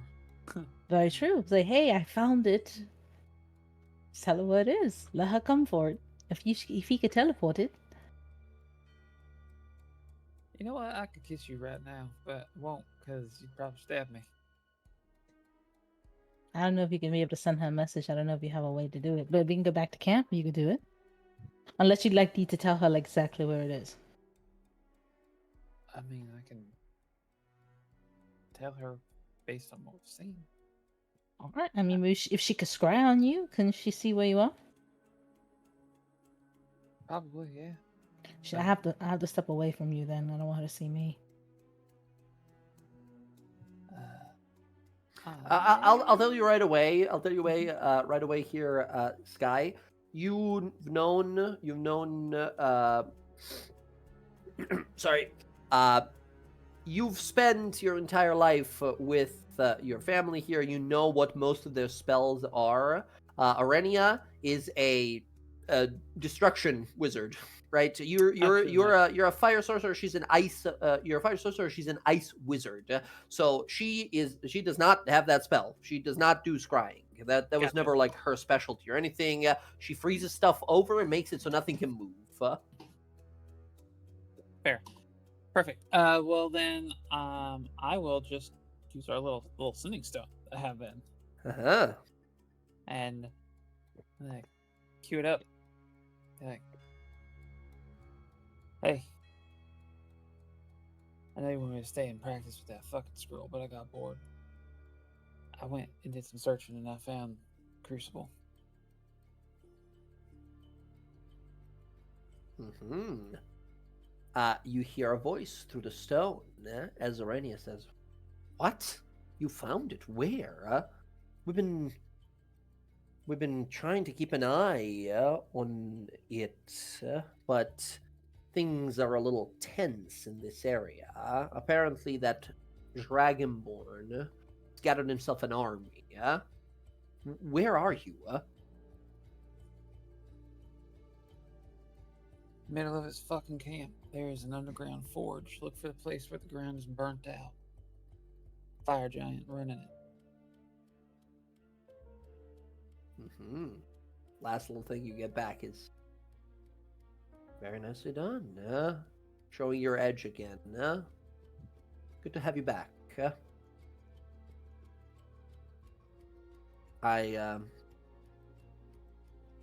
Me and Kenneth are going to take care of this. You just try to get back to your understanding of the scroll till you are back feeling as you were.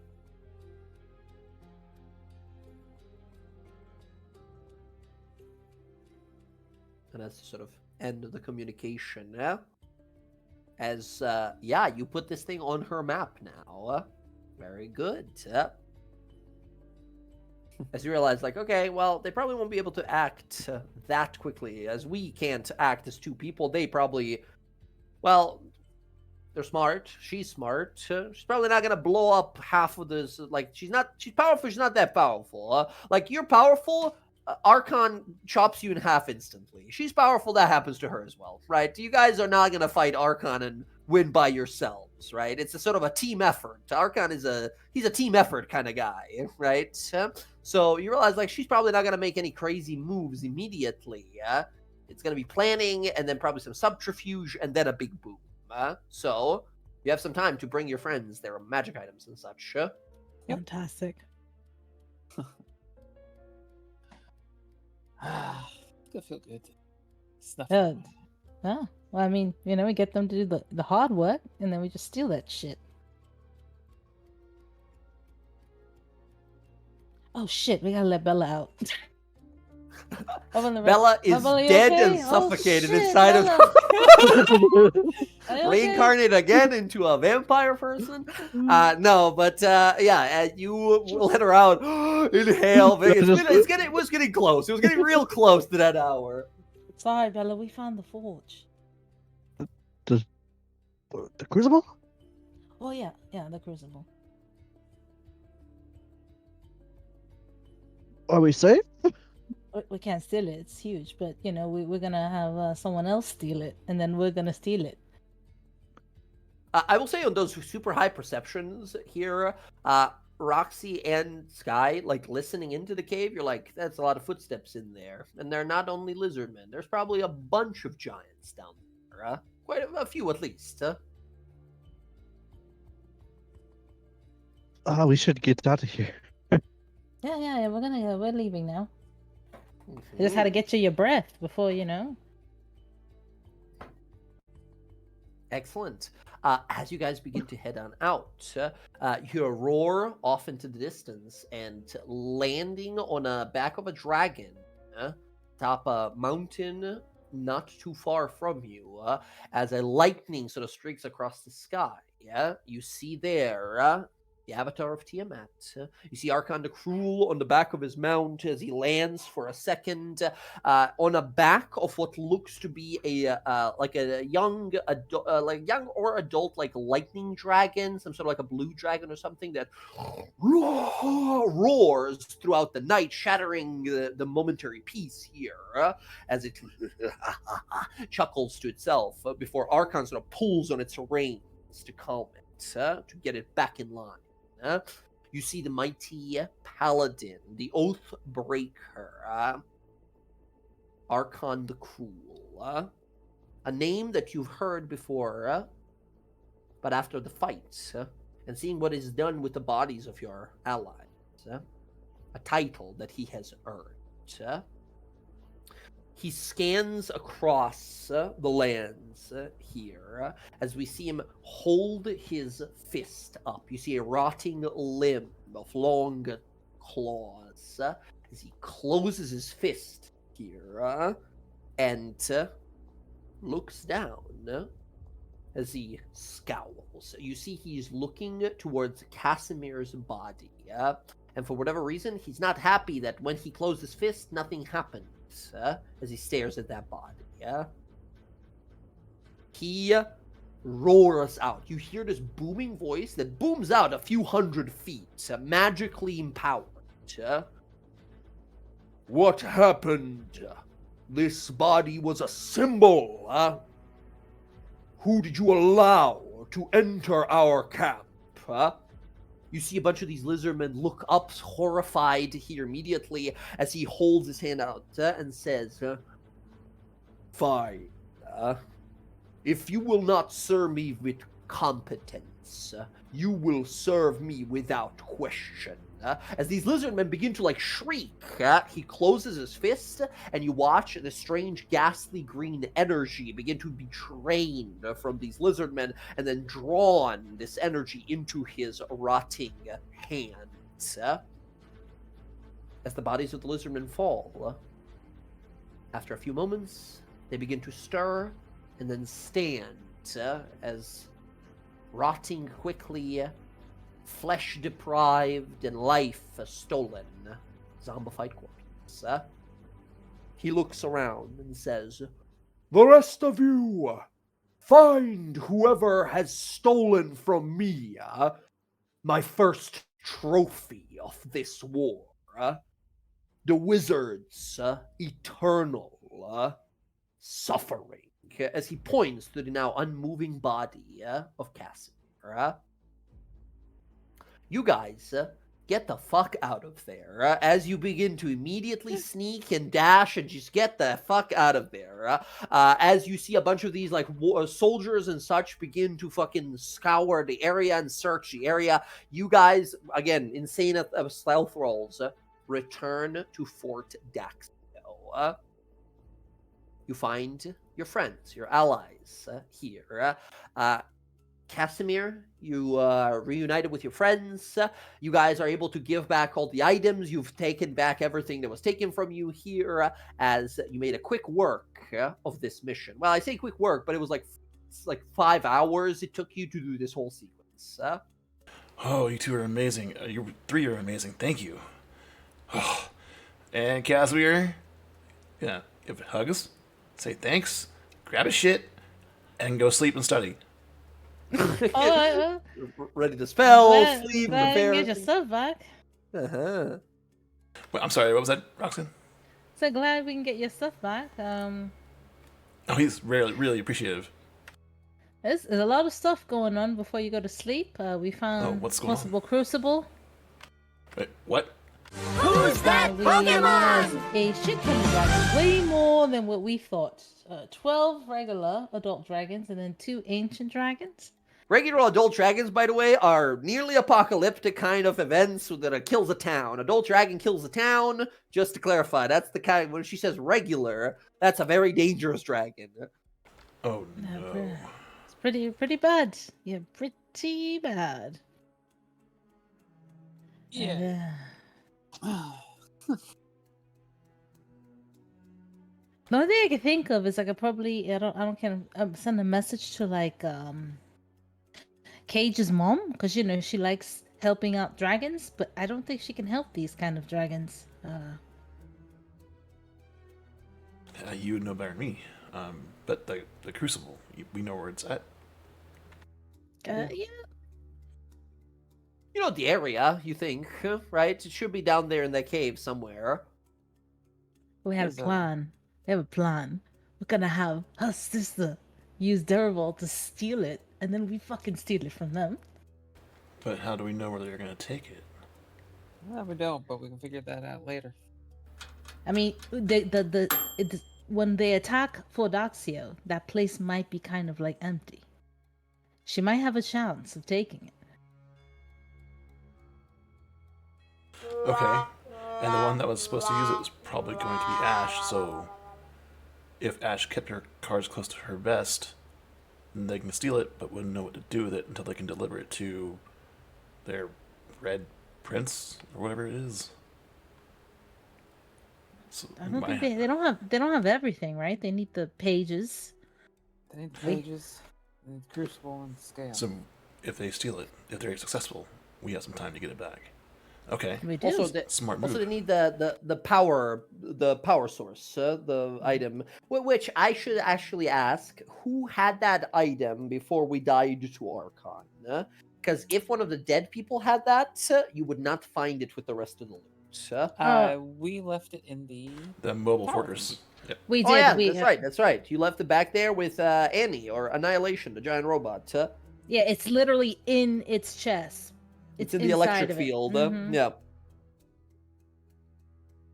And it's also Mhm. guarded by giants. Also hill giants, yes. Okay, excellent. You guys have all of your gear. As the following morning, you guys are all long rested. You report everything you've learned. The army sort of disseminates the information here and such as people are preparing for this. Chaining spells. The following morning, as a long rest is achieved and you guys get to prepare your spells and everything, Allura comes to you all again, just giving you some like basic reports of like some troops have been sighted moving over here. We've seen enemies moving here. Now that we know that these giants are making weapons for them, presumably this Forge Mistress, whoever it is, she looks to you all and says, "This is still located deeply within the enemy forces' territory. We, I don't believe it's smart for us to send a group of scouts or soldiers. It would draw too much attention with the success you've had last night. And seemingly, as you all seem to be somehow involved in this plot or have some major pieces of it, with these scrolls, these pages you've been talking about, do you all think you'd be capable of taking out this Forge Mistress and stopping their production of these weaponry? Now that you have your equipment back and everything, yeah? I think so. Because that would be an incredible advantage if the enemies could no longer produce magical weaponry. Yeah? We are outnumbered, but we are not quite as financially capable of just producing magical weaponry for every single soldier here. And by the way, out of game, I'm presuming you guys reported everything you like heard or like saw last night on the scouting mission. Yeah, to which she would say we have prepared great amounts of healing potions and resistance potions, especially of fire, knowing what kind of dragons there are. But if what you're saying is true, their weapons will cut straight through our resistance, making us spend vast resources on nothing. Yeah. So that seems said, the case. do you think you can take out this Forge Mistress? I think that would be step number one, while we focus on disrupting their sort of their food delivery, their supply deliveries and such that seem to be arriving from beneath the ground as well. We were wondering how they were supplying their vast armies. It seems they have friends beneath the ground. They also have friends in the sky. Lots of dragons. I mean, lots. I've had Like it. 12. Like 12 adult and 2 ancient. Severe, serious problem. She looks sort of genuinely frightened. Says, it took 4 dragons to destroy Iman and bring it to its knees. I didn't know that many ancient dragons still existed in the world, and yet here they are now. The adult dragons alone pose a great threat. I believe that if rumors and legends of you all are true, you all felled a adult dragon at the start of your journey, yes? Some sort of necrotic being. Yeah, but that shit was like broken. He wasn't even fully healed. Right. Well, I suppose the army and us will have to fight this through, although I've received some news that we're going to have some aerial support arriving soon as well. Until then, prepare yourselves and see if you can dispatch this Forge Mistress. I hope to see you soon again. And she gives you a nod and sort of hurriedly walks off to give another set of orders and receive more information that she has to give out further and further and further. As you guys gather here and realize, like, all right, this war is about to start. Who knows when? It could be at any moment now. Forecast. Fireball. Gotcha. Excellent. Alright, well, what do you guys want to do? You want to go after this Forge Mistress? I mean, if that's what they want us to do, I guess that's. Look, dude, logically in my head, it doesn't make a whole lot of sense that the weapons have already been produced. You think that they have to continue to have this crucible to empower it? You think if it removes it, or we remove it from this area, that they like stop working? I couldn't tell you. I don't know if that's how it works. I know it takes magic from things. Could put it into other things. Seems that, at least from the way they're making it sound, like she was using it to power stuff she was doing. If what they said is true about the magic being from her that's in those runes, killing her could end it. You know what else? What you could do is you can pretend to double cross us and tell you, say, hey, we're taking out the Forge Giant. You know, you can come get the crucible.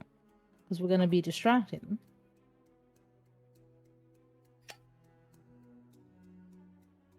No crucible, no Forge Giant. I feel like they're going to be completely... But then I feel like we're going to have like all eyes on us, right? We have to find a way to get the fuck out of there.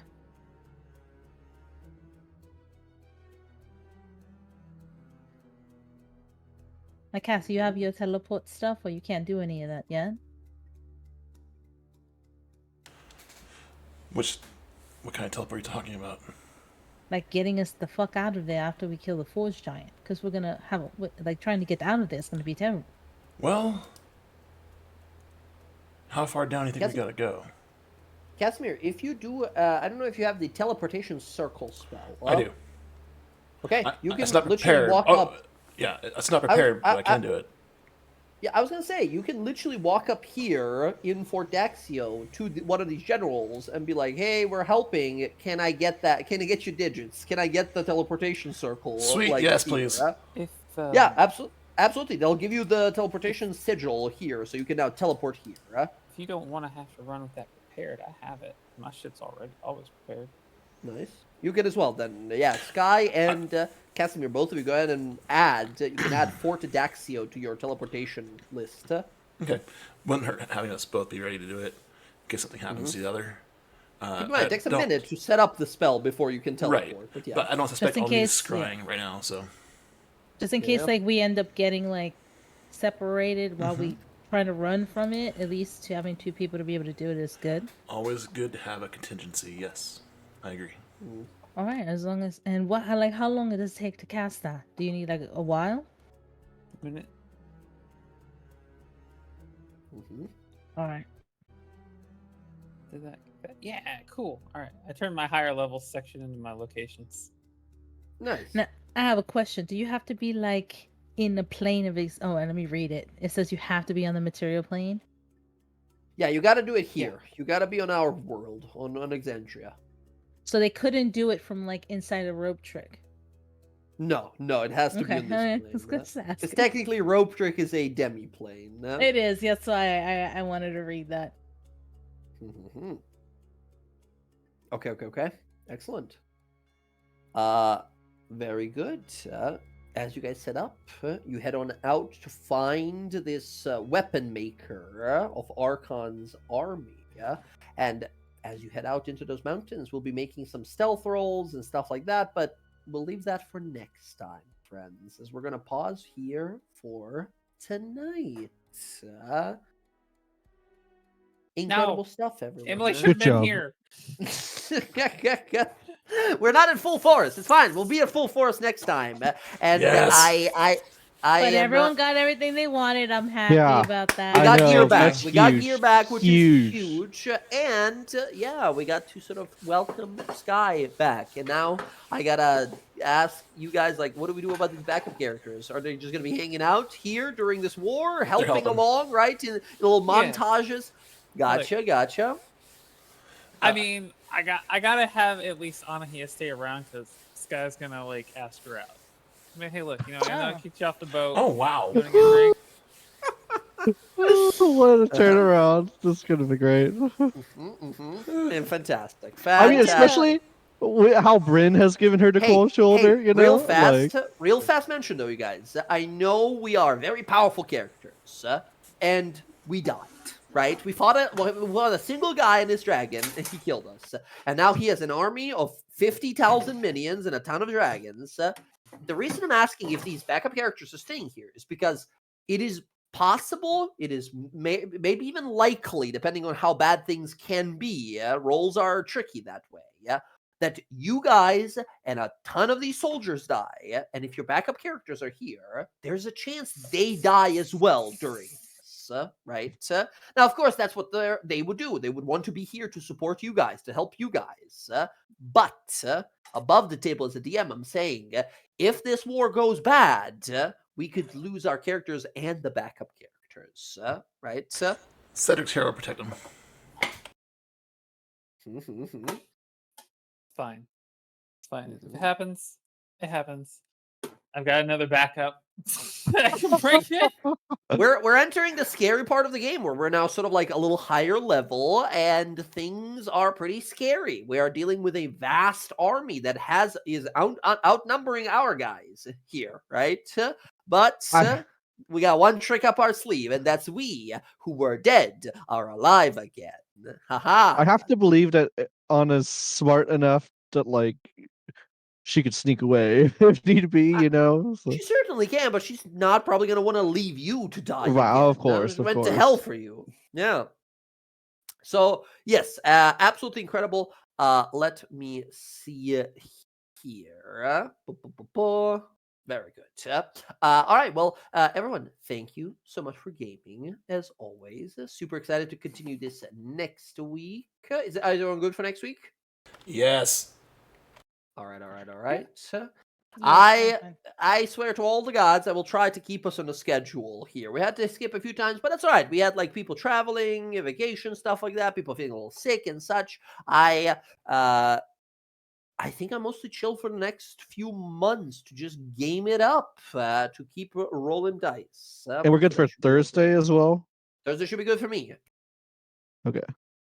Yeah, I gotta see. I missed out on last Thursday or Thursday before last. Yeah, it'll be That's fun. all right. I'll send It you. I'll was send you a little crazy. recap. I'll send you a little recap. We are currently in the Empire. We're doing some shady stuff. I We're have trying to say, stay it was one of ridiculous. my most fun D&D sessions I think I've ever had. Pink, It was pink, crazy. pink dinosaur, giant pink dinosaur. It was wild. T-Rex, Who's all the that dinosaurs. Pokemon? T-Rex, the biggest, baddest thing. What I love Fantastic. about it too is like I feel It's my like boy. Keep on. Somebody's shiny. Alondra hasn't seen a real T-Rex. She has seen a rendition in the Feywild of a T-Rex. That's what That's they look awesome. like. Okay. Yep, You guys yeah. don't even have my idea for when I was gonna bring Geminara, because animals in the Feywild are different. Thank you, And Lou. all of the animals are go. going to be Pokemon. In the Feywild. Like, this is not an owl, this is a hoot hoot. What are you talking about? Oh, hoot, hoot. Incredible. Why Incredible. does your familiar only have one leg? My familiar is a Kecleon, and his name is Julio. Amazing. Amazing. And yeah, funny enough, now we can put Bella in a Pokeball and throw her at people. And it works. It just fucking works. Is her slime like flammable? Hopefully today. Well, I mean, she takes fire damage, if that's what you mean. Like how do you mean? Can I like it's not- scoop up pieces of her and like use it like as some kind of napalm? No, it's not that kind of. It's like acidic. It's not alcoholic. Yeah. It's acidic. So yeah, it's less so. It just sort of burns your fingertips. It feels itchy. But yeah, no. Guys, GG's. Thank you for gaming. I'm gonna head out for tonight. You guys take care of yourselves and your loved ones. And I can't wait to roll some more dice. Congrats, with Chicken you guys. Burrito. We've been Yay, on a me. pause. Sorry, here, a little Lou. break for a little too No long, shiny. and I'm super excited to jump back into sort of regular Soon. schedule. Soon. Get ready, because Archon's coming, and he's swinging Oh, for your fuck. heads. Fucking Chris. Whoop whoop. Peace out, and good night from me. Yeah. Night night. Good night. Bye.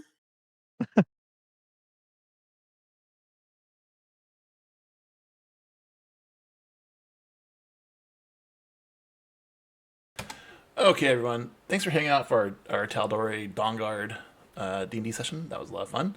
I've got our gear back. That was the biggest thing for my character. My character heavily relies on his gear because it's not like easily purchased.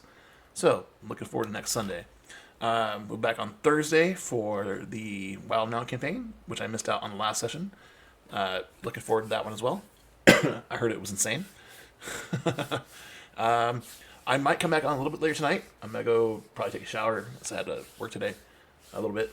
At my mother's. Anyways, probably take a shower. I might come back on a little bit later to stream some Marvel Rivals. If anyone else is interested in that. Yeah, so that'll be fun. Come play Marvel Rivals with us. Yes, but give me a little bit to take a shower because I need one.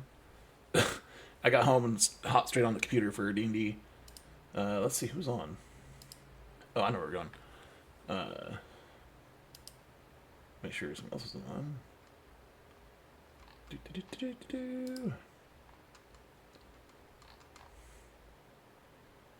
Okay. Okay. We're gonna read out. But yes, Reggie, I will take a shower and then head that way. Probably. I'll probably even stream. But we're gonna go say hi to our friend. See you guys later. Thanks for hanging out. Love y'all. Later.